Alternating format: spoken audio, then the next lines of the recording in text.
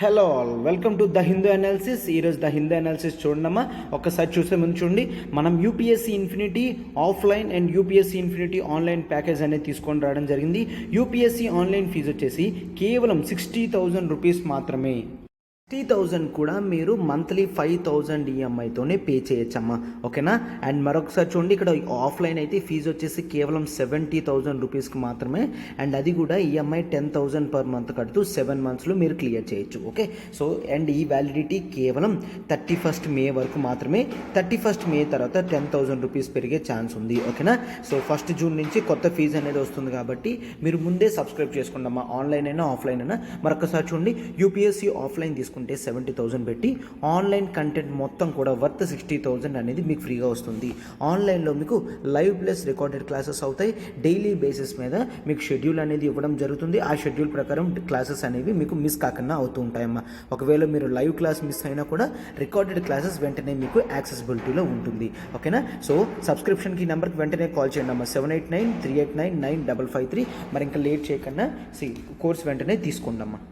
To everyone, welcome to LTX classes. ఈరోజు the Hindu analysis చూడండి అమ్మా. డేట్ 15/5/2022. ఓకే, ఆర్టికల్స్ డీల్ చేస్తుంది. This is Srinivas. మనం ఆర్టికల్స్ టు బి ఎక్స్ప్లోర్ చూసి ఒక్కొక్క ఆర్టికల్ని నీట్గా ఎక్స్ప్లెయిన్ చేద్దాం. చూడండి అమ్మా, ఆర్టికల్స్ టు బి ఎక్స్ప్లోర్ చూడమ్మా. మన ఫస్ట్ ఆర్టికల్ ఏంటి? Back to the drawing board on the role of CDS. CDS అంటే ఏంటి? చీఫ్ ఆఫ్ డిఫెన్స్ స్టాఫ్ అని, ఓకేనా. సో దాని మీద ఆర్టికల్ రావడం జరిగింది. ఇది ఎట్లా వచ్చింది, ఏ కమిటీ రికమెండేషన్స్తో వచ్చింది, ఎప్పుడు స్టార్ట్ అయింది, ఇప్పుడు దీని పొజిషన్ ఏంటి, అంతా కూడా అక్కడ మనం చూద్దాం, ఓకేనా. ఇది మనకి GS2 పాలిటీలో చాలా ఇంపార్టెంట్ టాపిక్. అండ్ జనరల్గా GS3 ఇంటర్నల్ సెక్యూరిటీలో కూడా మనకి చాలా ఇష్యూస్, బార్డర్ ఇష్యూస్ అవన్నీ చదువుతాం కదమ్మా. సో అక్కడ ఇది అనేది మనకు వస్తుంది అనమాట. Next, India bars wheat export with immediate effect. Okay, ఇప్పటి వరకు ఏంటి, వీటిని ఎక్స్పోర్ట్ చేద్దామని చూస్తుంది. బట్ ఇండియా అనేది వీట్ ఎక్స్పోర్టేషన్ కాన్సెప్ట్ ఏదైతే ఉందో దాన్ని తాత్కాలికంగా ఇమీడియట్ బేసిస్ మీద ఆపడం అనేది జరిగిందనమాట. ఎందుకు అట్లా చేసింది, రీజన్స్ ఏంటి, అవంతా కూడా ఆర్టికల్లో చూద్దాం. This comes under GS2 international relations, okay. And next, first step in treating some neuro degenerative disorders. Okay, Sunday paper అంటే ఖచ్చితంగా మనకి సైన్స్ అండ్ టెక్నాలజీ పేపర్ ఉంటుంది కదమ్మా. సో దాంట్లో ఈరోజు బయాలజికల్ టాపిక్లో మనకి న్యూరో డీజనరేటివ్ డిజార్డర్స్ని ట్రీట్ చేయడానికి ఫస్ట్ స్టెప్ అనేది కొంత రీసెర్చ్ అనేది అవసరం అవుతుంది. వచ్చిన ఇప్పుడు రీసెర్చ్ రిజల్ట్ అనేది ఇది ఫస్ట్ స్టెప్ అని చెప్పడం జరిగింది. So this comes under GS3 science and technology. Science and టెక్నాలజీలో GS3 టాపిక్ అనమాట. And next, biomaterial from fungal extract helps heal wound. ఓకేనా, ఇది కూడా మనకి GS3 సైన్స్ అండ్ టెక్నాలజీలో వస్తుంది. GS3 సైన్స్ అండ్ టెక్నాలజీలో వస్తుంది. అండ్ నెక్స్ట్ ఉండి, pardon and remission WHO who grants them ఉంది, ఓకేనా. అంటే ఎవరు గ్రాంట్ చేస్తున్నారు ఏంటి అనేది, ఓకేనా. This comes under GS2 polity, president and governor టాపిక్స్లో చూస్తామన్నమాట. And next, call of port. Okay, call of port అని రావడం జరిగింది. సో ఇది కూడా మనం చూస్తాం. కనెక్టివిటీ ఇష్యూస్ అమ్మ, ఇది నార్త్ ఈస్ట్కి ఇవన్నిటికీ కూడా కనెక్టివిటీ పెంచడానికి మనం చూస్తున్నాం, అది చూద్దాం. This comes under GS2 international relations. GS2లో international relations. And next last article చూడండి, why are India's foreign exchange reserves fallings. ఎందుకు ఇండియాస్ ఫారెన్ ఎక్స్చేంజ్ రిజర్వ్స్ అనేవి పడిపోతున్నాయి అనేది మనం చూస్తాం. అంటే దిస్ కమ్స్ అండర్ GS3 ఎకానమీలో అనమాట, ఓకే. GS3 ఎకానమీ అంటే మనం మల్టీ డైవర్సిఫైడ్గా ఆర్టికల్స్ అనేవి పిక్ చేసుకోవడం జరిగింది. ఆర్టికల్స్ అన్నీ కూడా ఇప్పుడు నీట్గా చూద్దాం. చూడండమ్మా, చూడమ్మా article, back to the drawing board on role of chief of defence staff. Okay, ఈ చీఫ్ ఆఫ్ డిఫెన్స్ స్టాఫ్ ఏంటో, ఎప్పుడు స్టార్ట్ అయింది, ఇదంతా చూద్దాం. బట్ దీనికి ముందు మీకు కాస్త బ్యాక్గ్రౌండ్ నాలెడ్జ్ అనేది కావాలన్నమాట, ఓకే. సో ఒక్కసారి చూడమ్మా, మనకి 1999లో కార్గిల్ వార్ అనేది జరిగింది. కార్గిల్ వార్.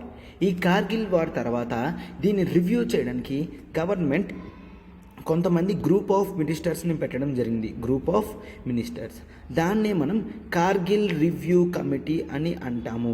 అంటే ఇండియా లాజిస్టిక్ సెక్టర్ ఎట్లా ఉంది అంటే మిలిటరీ పరంగా, మిలిటరీ లాజిస్టిక్ సెక్టర్ ఎలా ఉంది, ఏం చేస్తుంది, ఇంకా ఎటువంటివి చేస్తే ఇంకా బెటర్ పర్ఫార్మెన్స్ ఇస్తుందో అనేది తెలియడానికి గ్రూప్ ఆఫ్ మినిస్టర్స్తో కార్గిల్ రివ్యూ కమిటీ అనేది ఎస్టాబ్లిష్ చేయడం జరిగింది.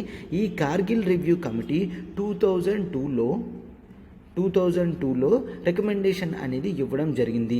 ఏంటంటే జనరల్గా మనము ఒక ఇంటిగ్రేటెడ్ బాడీ లాంటిది తయారు చేయాలి, like chief of defence staff లాంటిది ఒక బాడీ తయారు చేయాలి అని చెప్తే గవర్నమెంట్ అప్పుడు ఏం చేసిందమ్మా, ఇంటిగ్రేటెడ్ డిఫెన్స్ స్టాఫ్ అనే బాడీని సిడిఎస్ సెక్రటేరియట్ కింద పెట్టడం జరిగింది. ఓకేనా, ఫస్ట్ అయితే government integrated defence staff, okay, integrated defence staff, integrated defence staff అనే బాడీని తీసుకొని రావడం జరిగింది, రైట్. సో ఆ తర్వాత ఇట్లా జరుగుతుంది. అండ్ నెక్స్ట్ తర్వాత గవర్నమెంట్ 2012లో నరేష్ చంద్ర కమిటీ, చాలా ఇంపార్టెంట్ అమ్మా, నరేష్ చంద్ర కమిటీ 2012లో ఇచ్చిన రికమెండేషన్స్లో outrightly there should be ఏమని అడగడం జరిగింది, పర్మనెంట్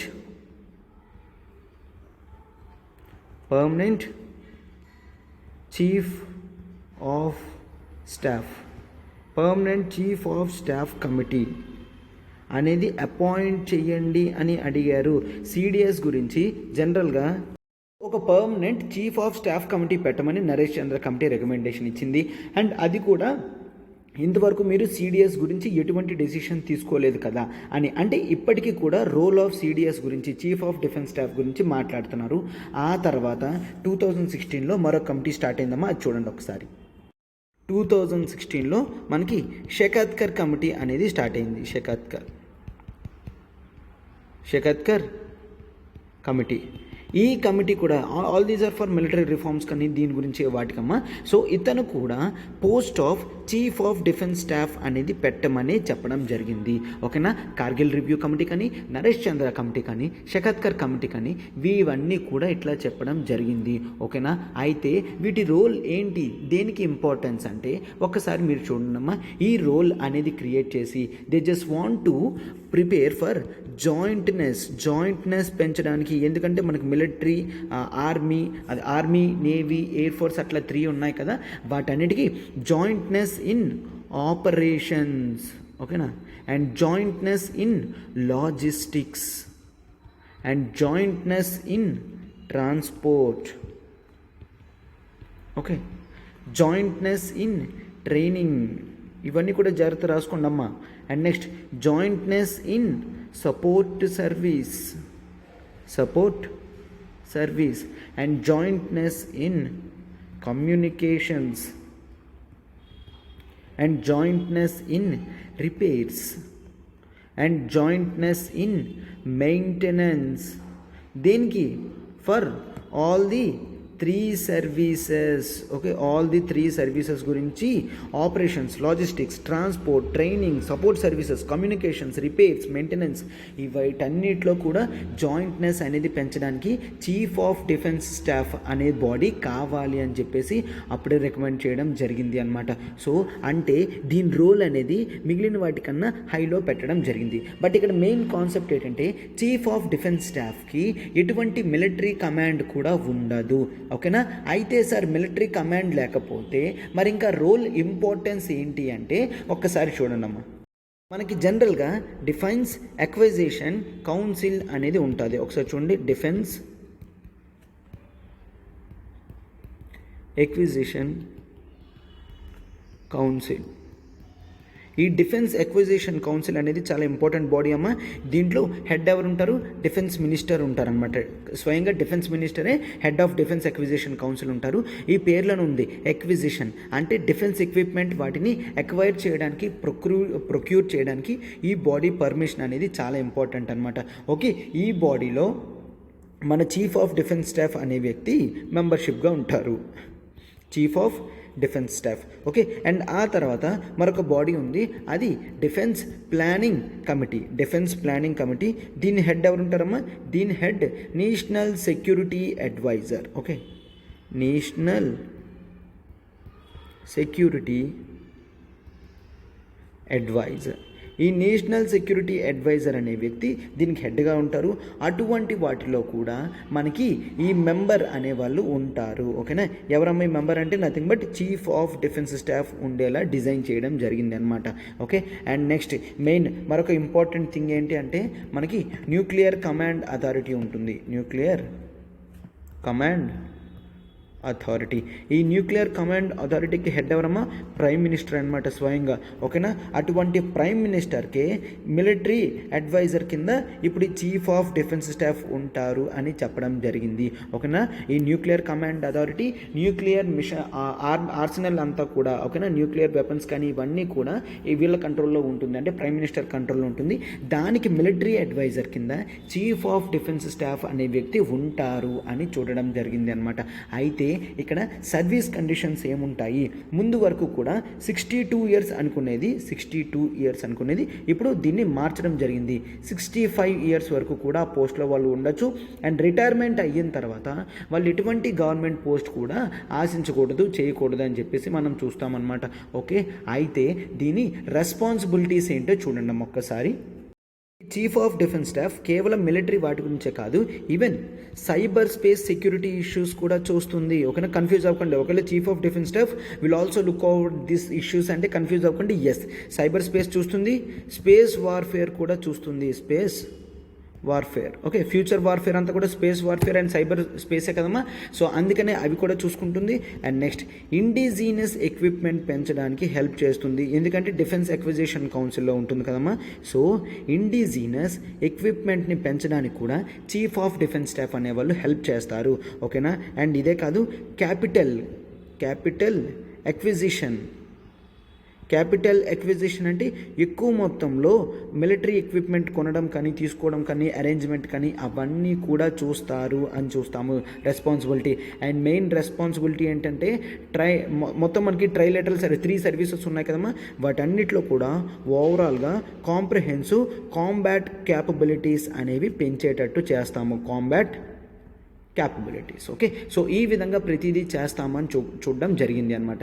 అండ్ అయితే ఇప్పుడు ఏం జరిగింది, ఈ బాడీని ఎప్పుడమ్మా స్టార్ట్ చేయడం జరిగింది? క్లియర్గా 2016లో అనుకోవడం స్టార్ట్ చేయడం జరిగింది.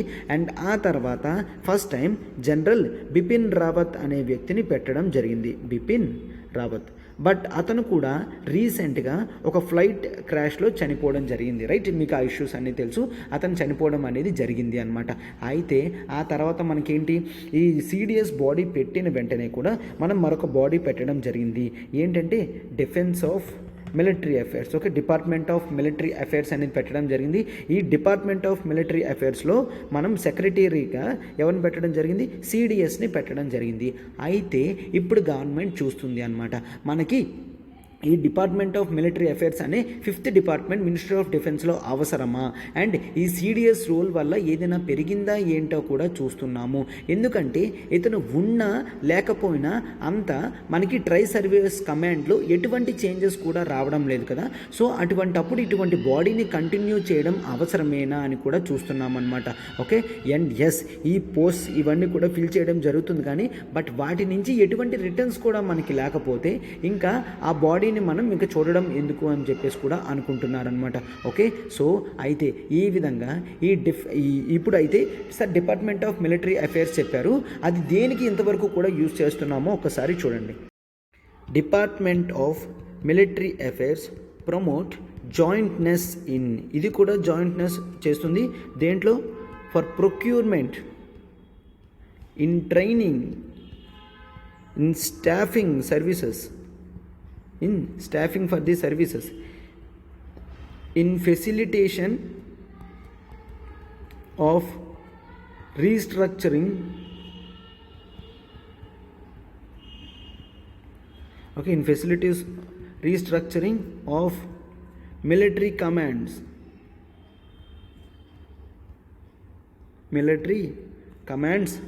for optimal utilization of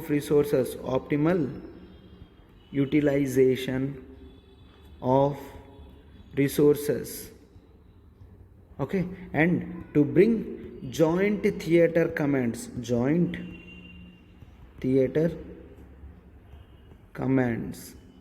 okay, and promote use of indigenous equipment.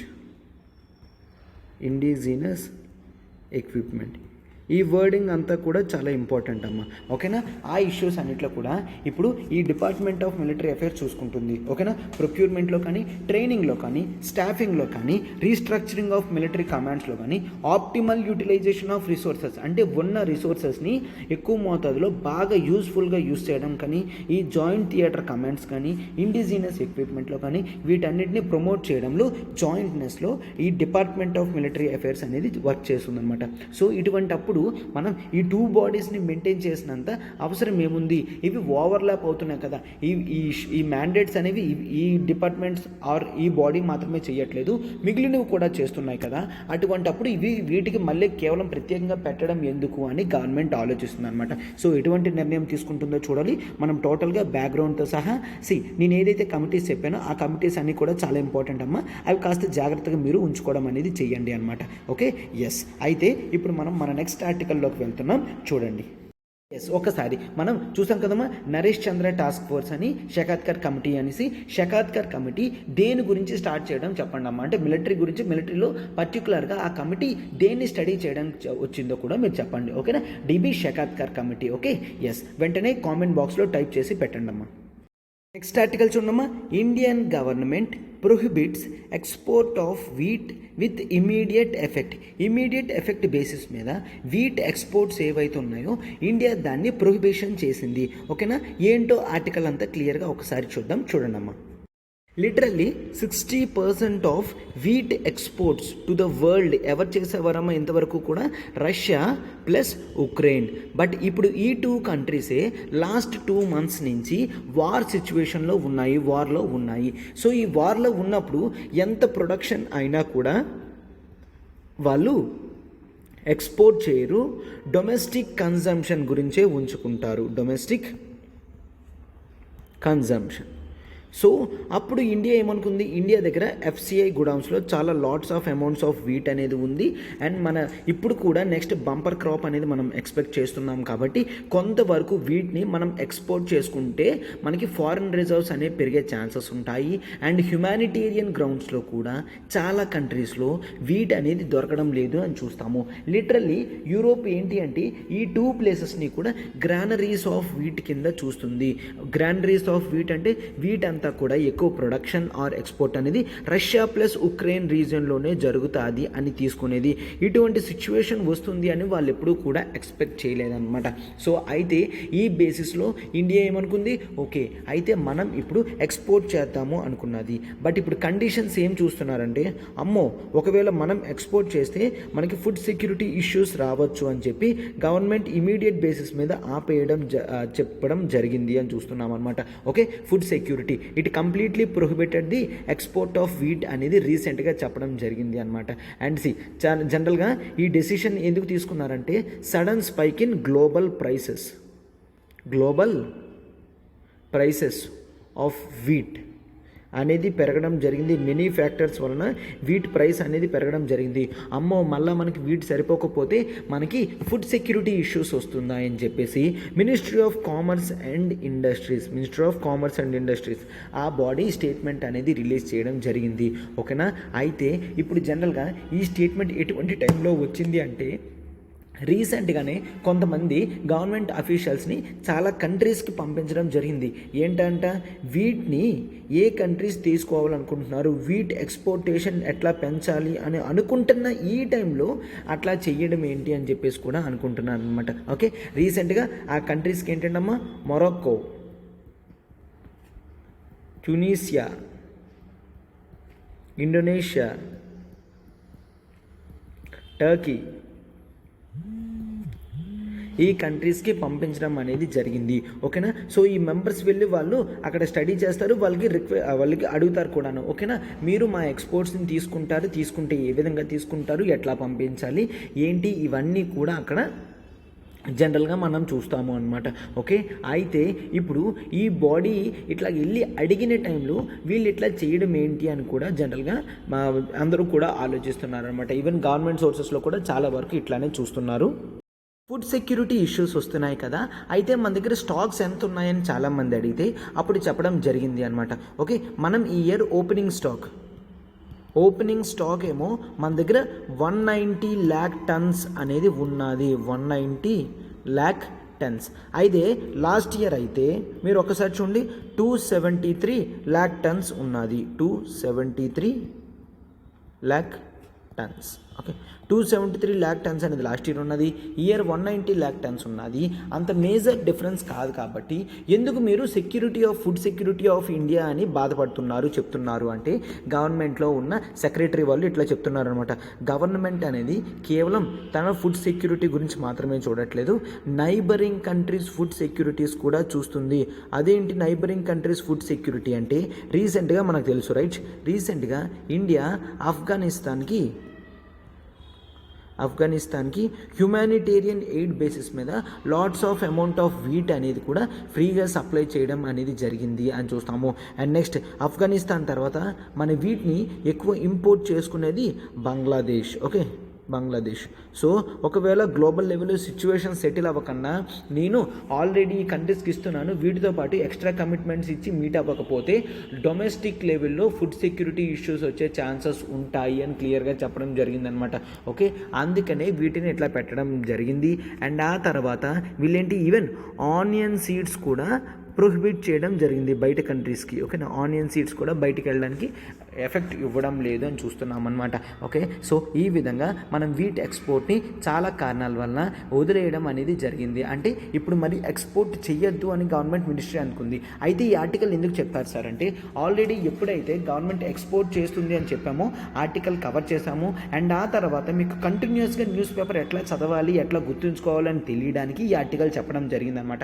So అప్పుడు ఆర్టికల్ చెప్పాం కదమ్మా, గవర్నమెంట్ ఇట్లా చేస్తుంది, ఎక్స్పోర్ట్ చేయాలని చూస్తుంది అనేసి. సో ఆ డెసిషన్ మళ్ళీ వేరియస్ ఫ్యాక్టర్స్ వల్ల ఆగిపోయింది అని మనం చూస్తామన్నమాట. Okay, yes. అయితే ఇప్పుడు మనం మన నెక్స్ట్ ఆర్టికల్లోకి వెళ్తున్నాం. చూడండి ఆర్టికల్ చూడమ్మా. First step in treating some neuro degenerative disorders అని చెప్పడం జరిగింది. ఓకే, న్యూరో డీజనరేటివ్ డిజార్డర్స్ అని చెప్పడం జరిగింది. ఒక్కసారి మనం సెల్ స్ట్రక్చర్ ఇదంతా కూడా ఇన్ జనరల్ బేసిస్ మీద చూసి ఆ తర్వాత ఈ డయాగ్రామ్ చూడమ్మా. ఈ డయాగ్రామ్ చాలా ఇంపార్టెంట్ అనమాట. దీన్ని ఎంఆర్ఎన్ఏ గ్రాన్యూల్స్, ఆర్ఎన్ఏ గ్రాన్యూల్స్ అని గుర్తుంచుకోండి. ఓకే, ఆర్ఎన్ఏ గ్రాన్యూల్స్ అనమాట. చిన్న ఉన్నాయి కదా, వీటిని గ్రాన్యూల్స్ అని అంటాము, ఆర్ఎన్ఏ గ్రాన్యూల్స్. సో ఒక్కసారి చూడండి అమ్మా.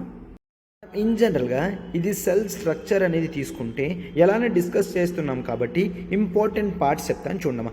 సెల్ మెంబ్రెయిన్, సెల్ అవుటర్ లేయర్లో ఉంటుంది సెల్ మెంబ్రెయిన్ అని అంటామన్నమాట. ఓకే, సెల్లో ఇంపార్టెంట్ కాన్స్టిట్యూయెంట్ ఏంటమ్మా, జీన్స్ అంటాం కదా. ఆ జీన్స్ని మనం క్రోమోజోమ్స్లో చూస్తాము. ఆ క్రోమోజోమ్స్ కానీ ఇవన్నీ కూడా ఎక్కడుంటాయి, అవన్నీ కూడా న్యూక్లియస్లో ఉంటాయి. సో ఇది న్యూక్లియస్ అనమాట. న్యూక్లియస్ లోపల న్యూక్లియోలస్ అనే కాంపోనెంట్ కూడా ఉంటుంది. అండ్ సి ఇక్కడ చూడండి అమ్మా, ఇది వ్యాక్యూల్స్ అని అంటాము. వ్యాక్యూల్స్ అంటే నథింగ్ బట్ మనం ఏదైనా తిన్నాము, వేస్ట్ ప్రోడక్ట్ ఏదైనా ఉంది అంటే అది ఆ వ్యాక్యూల్స్ నుంచి సెల్ నుంచి బయటికి పంపించేయడానికి యూజ్ చేస్తుందన్నమాట. ఓకే, అండ్ నెక్స్ట్ ఇక్కడ చూడమ్మా, లైసోజోమ్స్ అనేవి ఏవైనా బ్యాక్టీరియా అనేది బాడీలోకి ఎంటర్ అయితే దాన్ని కిల్ చేయడానికి యూజ్ చేస్తుంది. అండ్ నెక్స్ట్ మనకి మైటోకాండ్రియాని power house of the cell అంటాం కదమ్మా. అంటే ఇక్కడి నుంచే మనకు కావాల్సిన ఎనర్జీ అనేది జనరేట్ అవుతూ ఉంటుంది. ఓకేనా, అండ్ నెక్స్ట్ గాల్గి కాంప్లెక్స్ కానీ ఎండోప్లాస్మిక్ రెటిక్యులమ్స్ కానీ ఇవన్నీ కూడా సెల్ స్ట్రక్చర్ మెయింటైన్ చేయడానికి, బాడీ ఇమ్యూనిటీ మెయింటైన్ చేయడానికి, హోల్ సెల్ని మెయింటైన్ చేయడానికి యూజ్ అవుతాయి అన్నమాట. ఓకే, డిఫరెంట్ డ్యూటీస్ అనేవి వాటికి ఉంటాయి. అండ్ మెయిన్ ఇక్కడ చూడమ్మా, సైటోప్లాజం. ఇప్పుడు మనకి ఈ కాన్సెప్ట్ అనేది అర్థం కావాలి అంటే ఆర్టికల్లో ఏం చెప్తున్నాడో సైటోప్లాజం అనేది తెలియాలి. సైటోప్లాజం అనేది లిక్విడ్. ఓకేనా, అయితే ఒక్కసారి చూడమ్మా, మనకి డిఎన్ఏ అంటామా. ఇక్కడ చూసారు కదమ్మా, ఈ రైట్ సైడ్ పిక్చర్లో డిఎన్ఏ ఇవ్వడం జరిగింది కదా. ఆ డిఎన్ఏ మనకి జనరల్గా ఏంటి, మనకి ఎటువంటి క్యారెక్టరిస్టిక్స్ ఉన్నాయి అంటే ఏంటి, నేను హైట్గా ఉన్నానా, వెయిట్గా ఉన్నానా, కలర్ ఏముంది, లేదంటే నా ఐక్యూ స్కిల్స్ ఏమున్నాయి, నాకు డిసీజ్ ఏదైనా ఉందా, అవన్నీ కూడా ఎవరు చెప్తారమ్మా, మన బాడీలో డిఎన్ఏ చెప్తుంది. ఓకేనా, అటువంటి డిఎన్ఏ క్రోమోజోమ్స్లో ఉంటుందన్నాను. అటువంటి క్రోమోజోమ్ ఎక్కడుందమ్మా, న్యూక్లియస్ లోపల ఉంది. అయితే సెల్ స్ట్రక్చర్ ఇక్కడి నుంచి డిఎన్ఏ నుంచి మనకి ప్రోటీన్స్ అనేవి ఫార్మ్ అవుతాయి. ప్రోటీన్స్ అంటే ఏంటి సార్? ప్రోటీన్ అంటే తెలుసు కదమ్మా, మనకి బాడీ మెయింటెనెన్స్ గురించి ప్రోటీన్స్ అనేవి చాలా ఇంపార్టెంట్, రైట్? సో ఆ ప్రోటీన్ ఫార్మేషన్ని మనం బయోలాజికల్గా ప్రోటీన్ సింథసిస్ అని అంటాము. ప్రోటీన్ సింథసిస్ అంటే నథింగ్ బట్ ఫార్మేషన్, అంటే ప్రోటీన్ని ఫామ్ చేయడం అనమాట. అయితే ప్రోటీన్ని ఎట్లా ఫామ్ చేస్తారంటే మనకి ఒక ఆర్ఎన్ఏ యూజ్ అవుతుంది. దాన్ని ఇక్కడ చూసారమ్మా ఎంఆర్ఎన్ఏ అంటాము. ఎంఆర్ఎన్ఏ అంటే మెసెంజర్ ఆర్ఎన్ఏ, మెసెంజర్ ఆర్ఎన్ఏ అని చూస్తాం అనమాట. ఈ మెసెంజర్ ఆర్ఎన్ఏ పేర్లో ఉంది కదమ్మా, మెసేజ్ తీసుకెళ్తుందని. ఈ ఎంఆర్ఎన్ఏ డిఎన్ఏ దగ్గరికి వెళ్ళి, అంటే ఎంఆర్ఎన్ఏ అనేది నార్మల్గా సైటోప్లాజం అంటే nothing but liquid of the సెల్లో తిరుగుతూ ఉంటుంది. ప్రోటీన్ ఎప్పుడైతే ఫామ్ చేయాలో ఎంఆర్ఎన్ఏ ఎక్కడికి వెళ్తుంది? ఇప్పుడు ఫర్ ఎగ్జాంపుల్ ఇక్కడ ఉంది, ఈ ఎంఆర్ఎన్ఏ ఇలాగ సెల్ ఇలా న్యూక్లియస్ లోపలికి వెళ్తుంది, అంటే డిఎన్ఏ దగ్గరికి వస్తుంది. డిఎన్ఏ దగ్గర నుంచి ఇన్ఫర్మేషన్ అనేది కాపీ చేస్తుంది. కాపీ చేసి మళ్ళీ న్యూక్లియస్ నుంచి బయటకు వచ్చేస్తుంది. న్యూక్లియస్ నుంచి బయటకు వచ్చిన తర్వాత ఇక్కడ మనకి చాలా వరకు రైబోజోమ్స్ ఇవన్నీ కూడా దొరుకుతాయి. ఓకే, ఎండోప్లాస్మిక్ రెటిక్యులం మీద కొన్ని ఉంటాయమ్మా రైబోజోమ్స్. ఈ రైబోజోమ్స్ వచ్చి వాటి నుంచి ప్రోటీన్ అనేది ఫామ్ చేయిస్తుంది. ఇక్కడ చూసారు కదమ్మా, ప్రోటీన్ అనేది ఫామ్ చేయిస్తుంది అనమాట. సో మీరు ఒక్కసారి ఇక్కడ చూడడం వల్ల ఇక్కడ మనం ఒక ఫేస్ అనేది వాడాము, ట్రాన్స్క్రిప్షన్ అండ్ ట్రాన్స్లేషన్ అని. ఓకేనా? ట్రాన్స్క్రిప్షన్ అంటే ఎంఆర్ఎన్ఏ అనేది న్యూక్లియస్ లోపలికి వెళ్ళి డిఎన్ఏ దగ్గర ఇన్ఫర్మేషన్ గ్యాదర్ తీసుకొని బయటకు వస్తే దాన్ని ట్రాన్స్క్రిప్షన్ అని అంటాము. ట్రాన్స్లేషన్ అంటే ఏంటమ్మా, ఎంఆర్ఎన్ఏ ఉన్న దగ్గర ఇన్ఫర్మేషన్ని తీసుకొని రైబోజోమ్స్ జనరల్గా ఏం చేస్తున్నాయి? ప్రోటీన్ సింథసిస్ చేస్తుంది. ఆ ప్రోటీన్ సింథసిస్ అనేది మనం చూస్తామన్నమాట జనరల్గా. ఓకే, సో అయితే ప్రోటీన్ అనేది ఫార్మ్ అయిన తర్వాత ప్రోటీన్ అనేది మన బాడీకి ఎనర్జీ ఇస్తుంది. ఓకే కదమ్మా, అర్థమైంది కదా? అయితే ఇప్పుడు నేను ఈ సైటోప్లాజం యూస్ చేస్తాను ఆర్టికల్ చెప్పడానికి. ఇటువంటి ప్రోటీన్ సింథసిస్లో ఫార్మ్ అయిన ప్రోటీన్ కూడా చూస్తాను. ఓకేనా? సో హోల్ కాంప్లెక్స్ పిక్చర్ ఉండాలి అని చెప్పేసి ఈ పేజ్ పెట్టి చెప్పడం జరిగింది. ఇప్పుడు నెక్స్ట్ మనం ఆర్టికల్లో ఏం చెప్తున్నాడో చూడండి అమ్మా. మన బాడీలో జనరల్గా న్యూరాన్స్ అనేవి ఉంటాయి. ఈ న్యూరాన్స్ ఎక్కడ ఉంటాయమ్మా? బ్రెయిన్లో ఉంటాయన్నమాట. ఈ న్యూరాన్ అనేది ఒకవేళ డీజెనరేట్ అయిపోతే దాన్ని మనం న్యూరాన్ డీజెనరేటివ్ డిస్ఆర్డర్ అని అంటాము. డీజెనరేటివ్ అంటే దాని కెపాసిటీ తగ్గిపోయి ఉంటే డీజెనరేటివ్ డిజార్డర్ అంటాం అనమాట. అటువంటి డీజెనరేటివ్ డిజార్డర్స్ని మనం A L S, for example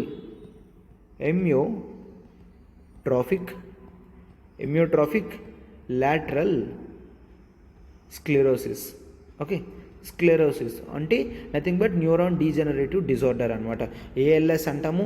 are for example ఇదే కాకుండా ఇంకా కూడా ఉన్నాయి, నథింగ్ బట్ ఫర్ ఎగ్జాంపుల్ అనమాట ఇవి frontotemporal dementia. Okay, dementia ఈ రెండు కూడా బ్రెయిన్కి సంబంధించిన డిజార్డర్స్ అనమాట. ఎఫ్టీడి అంటాం. First one A L S, amyotrophic lateral sclerosis అని అంటాము. ఇటువంటి డిజార్డర్స్ రావడానికి కొన్ని బాడీలో ఆర్ఎన్ఏ గ్రాన్యూల్స్ అనేవి గ్రో అయిపోతున్నాయి. వాటి వల్ల ఏమవుతుందో కూడా ఇన్ జనరల్గా చూస్తామన్నమాట. ఓకే, అయితే మనకి న్యూరాన్ డీజెనరేటివ్ డిజార్డర్స్లో ఏఎల్ఎస్ గురించి, ఫ్రంటో టెంపోరల్ డిమెన్షియా దీని గురించి కూడా మాట్లాడతాము. అయితే ఒక్కసారి చూడండి ఆర్టికల్లో ఏం చెప్తున్నారు అంటే సెల్లో సైటోప్లాజం ఉంటుంది. ఆ సైటోప్లాజంలో జనరల్గా మనం ఎంఆర్ఎన్ఏ అనేది చూస్తాము. ఎంఆర్ఎన్ఏ అండ్ ప్రోటీన్ ఇందా చూస్తాం కదమ్మా, ప్రోటీన్ సింథసిస్లో తయారైన ప్రోటీన్. కానీ ఈ రెండు కలిపి మనం జనరల్గా ఏం చూస్తున్నాం? ఆర్ఎన్ఏ గ్రాన్యూల్స్ అనేది చూస్తాము. వాటి ఎస్టాబ్లిష్మెంట్ నుంచి ఆర్ఎన్ఏ గ్రాన్యూల్స్ అనేవి రిలీజ్ అవుతాయి. ఈ ఆర్ఎన్ఏ గ్రాన్యూల్స్ ఏంటి అంటే మిగిలిన వాటికి ఉన్నట్టు వీటికి మెంబ్రెయిన్ అనేది ఉండదు. ఇప్పుడు సెల్ చూసారు కదమ్మా, సెల్ మెంబ్రెయిన్ అనేది ఉంటుంది. మెంబ్రెయిన్ అంటే this is outer layer of the any object is called membrane అని అంటాము. ఈవెన్ మన స్కిన్ ఉంటుంది కదమ్మా, మన స్కిన్ని కూడా మనం మెంబ్రెయిన్ అని పిలవచ్చు. ఓకేనా? అయితే ఈ విధంగా మనకి మెంబ్రెయిన్ అనేది ఎంఆర్ఎన్ఏ గ్రాన్యూల్స్కి లేదు అని చూస్తామన్నమాట. ఒకవేళ మెంబ్రెయిన్ లేదు అంటే ఏంటమ్మా అర్థం? ఒక్కసారి చూడండి. మనకి ఇట్లాగా సెల్ అనేది ఉంది, సెల్ చుట్టూ సెల్ మెంబ్రెయిన్ అనేది రెడ్ కలర్తో ఉంది అనుకోండి. సెల్ కానుకొని ఉంటుంది సెల్ మెంబ్రెయిన్ అని. ఆ సెల్ మెంబ్రెయిన్ ఒకవేళ లేకపోతే easy exchange of food materials కానీ లిక్విడ్స్ కానీ అన్నీ కూడా బాడీ నుంచి వెళ్ళిపోతాయి. అండ్ సైటోప్లాజంలో ఉన్న ఏ ఆబ్జెక్ట్ కూడా లైక్ మైటోకాండ్రియా కానీ గాల్గే కాంప్లెక్స్ కానీ ఎండోప్లాస్మిక్ రెటిక్యులం కానీ ఇవేవి కూడా స్టేబుల్గా ఉండలేవు. అంటే సెల్ మెంబ్రెయిన్ అనేది ఈజీ ఎక్స్చేంజ్ ఆఫ్ మెటీరియల్స్ కాకుండా హెల్ప్ చేస్తుంది అనమాట. అంటే ఇక్కడ డైనమిక్ పార్ట్ లేకుండా తగ్గిస్తుంది. సేమ్ ఇప్పుడు ఇక్కడ కూడా ఆర్ఎన్ఏ గ్రాన్యూల్స్లో మనము చూసాము, అబ్జర్వ్ చేసాము అంటే దానికి మెంబ్రెయిన్ అనేది లేదు కాబట్టి ఇది ఏమవుతుంది, డైనమిక్గా కాన్స్టెంట్గా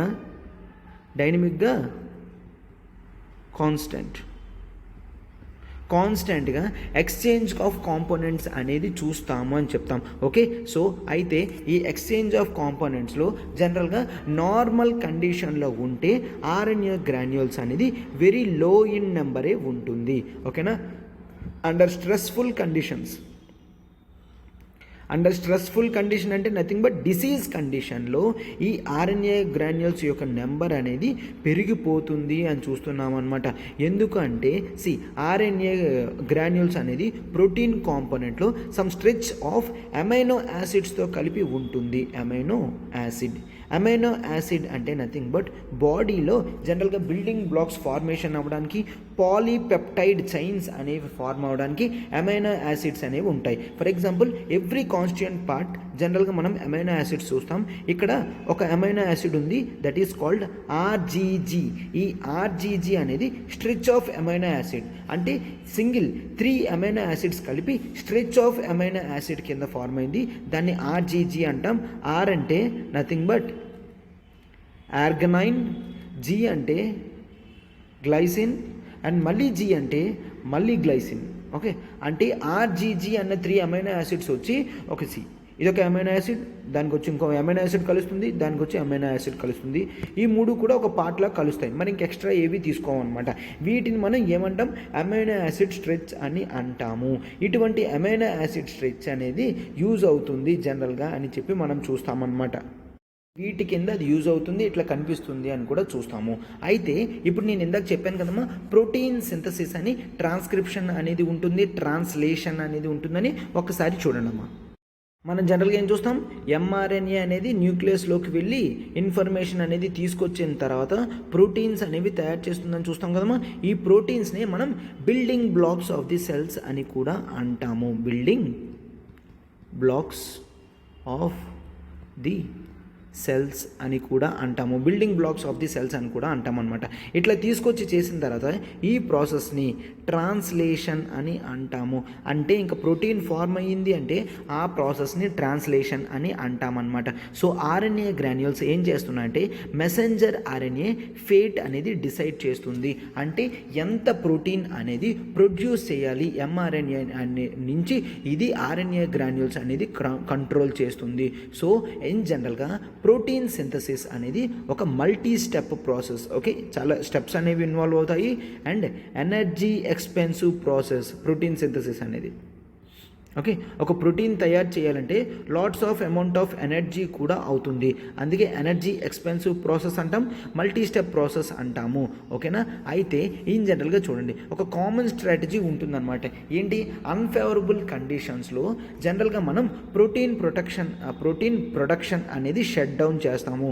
ఎందుకంటే ఎనర్జీ ఎక్స్పెన్సివ్ ప్రాసెస్ కదా, డిసీజ్ టైంలో వీక్గా ఉంటాం, ఇంకా ఎనర్జీ యూజ్ అయిపోతే ఇంకా వీక్ అయిపోయే ఛాన్స్ ఉంటుంది. కాబట్టి ఇన్ జనరల్గా అన్ఫేవరబుల్ కండిషన్స్ ప్రోటీన్ ప్రొడక్షన్ అనేది ఆపుతాము.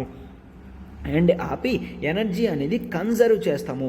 ఎనర్జీ అనేది కన్జర్వ్ చేసి దేనికి యూజ్ చేస్తాము, ఆ సేమ్ ఎనర్జీ అనేది stressful situation or disease condition ఉంటుంది కదమ్మా, దానితో ఫైట్ చేయడానికి, స్ట్రెస్ఫుల్ సిచ్యువేషన్ దానితో ఫైట్ చేయడానికి మనం యూజ్ చేస్తాము ఆ ఎనర్జీ అంతా అని కూడా చూస్తున్నాము అనమాట. ఓకే, అయితే ఇక్కడ ఈ కొన్ని ఆర్ఎన్ఏ గ్రాన్యూల్స్ మాత్రం, for example processing bodies, P bodies, ఇది ఆర్ఎన్ఏ గ్రాన్యూల్ టైప్లో అనమాట. ఈ పీ బాడీస్ ఏమొచ్చి ప్రోటీన్ ప్రొడక్షన్ని రెగ్యులేట్ చేయడమే కాదు, but degradation and elimination of mRNA అనేది చేస్తుంది. సో డీగ్రేడేషన్ ఆఫ్ ఎంఆర్ఎన్ఏ చేస్తే అసలు ప్రోటీన్ ప్రొడక్షన్ జరగదు. ఎందుకంటే ఎంఆర్ఎన్ఏస్ ఉంటే కదా సెల్ లోపలికి వెళ్ళి, న్యూక్లియస్ లోపలికి వెళ్ళి ఇన్ఫర్మేషన్ అనేది తెస్తుంది. అంటే ఈ పీ బాడీస్ అనేవి ఏం చేస్తున్నాయి, ఇన్ జనరల్గా అసలు ఎంఆర్ఎన్ఏస్నే లేకుండా చేస్తున్నాయి. అయితే ఈ స్టడీ అంతా చేసిన తర్వాత ఒక కొత్త లింక్ కనిపెట్టాము అని చెప్పేసి చెప్తున్నారు అనమాట. ఏంటంటే ఒక్కసారి చూడండి, ఈ రీసెంట్ దీని తర్వాత ఆర్ఎన్ఏ గ్రాన్యూల్స్కి న్యూరో డీజనరేటివ్ డిజార్డర్స్కి లింక్ ఉంది అంటున్నారు. అదేంటో చూడండి అమ్మా. ఈ ఆర్ఎన్ఏ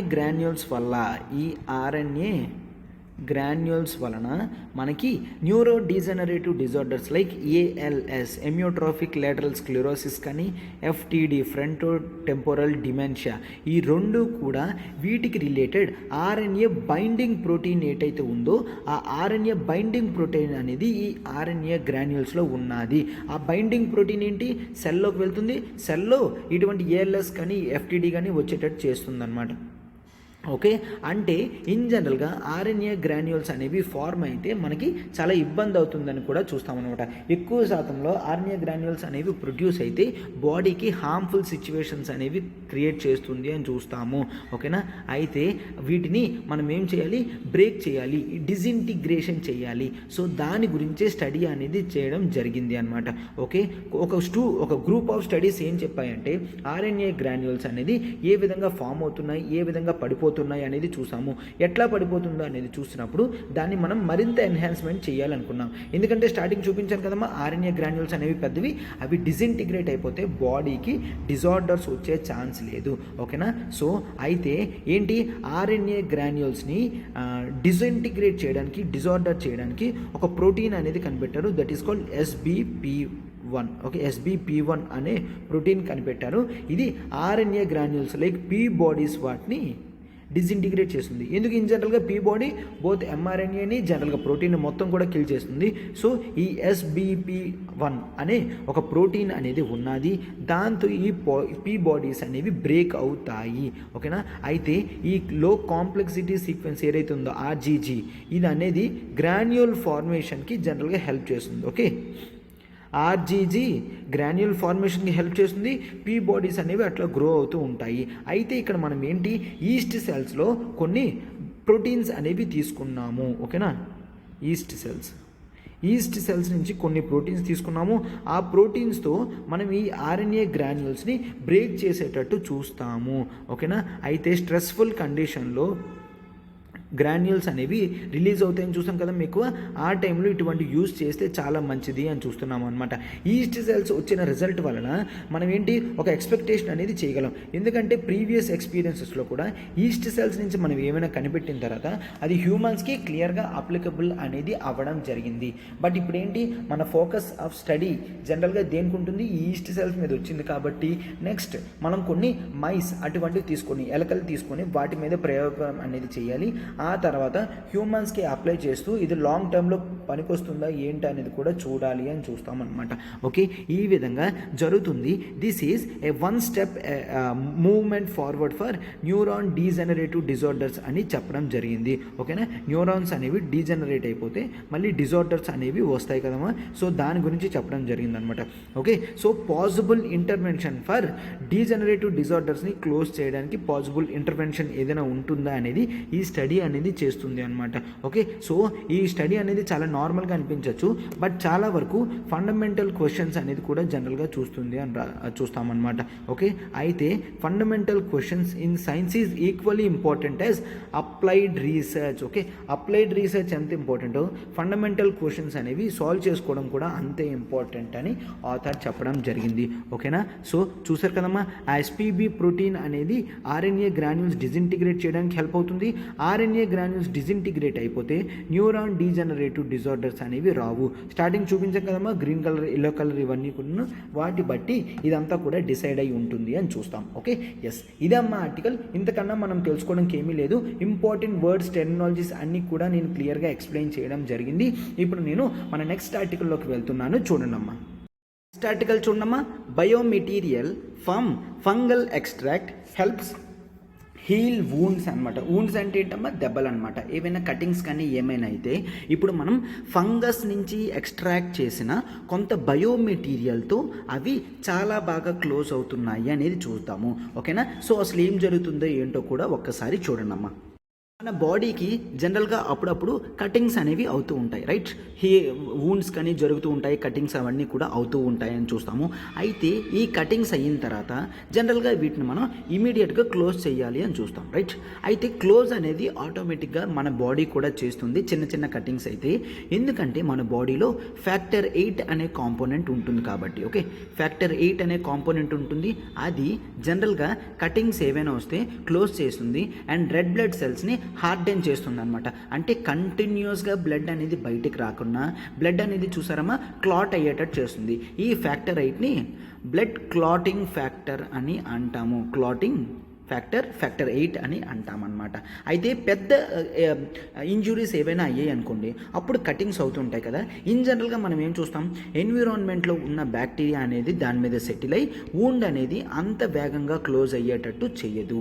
అండ్ నెక్స్ట్ ఇంకేంటి, ఈ బ్యాక్టీరియల్స్ ఇవన్నీ ఎట్లా తయారయ్యాయి అంటే, ఇన్ జనరల్గా మనం ఈ బ్యాక్టీరియాస్ ఏవైనా వస్తే డ్రగ్స్ అని యూజ్ చేస్తాం, రైట్? కొన్ని టైప్ ఆఫ్ మెడిసిన్స్ అనేవి యూజ్ చేస్తాం.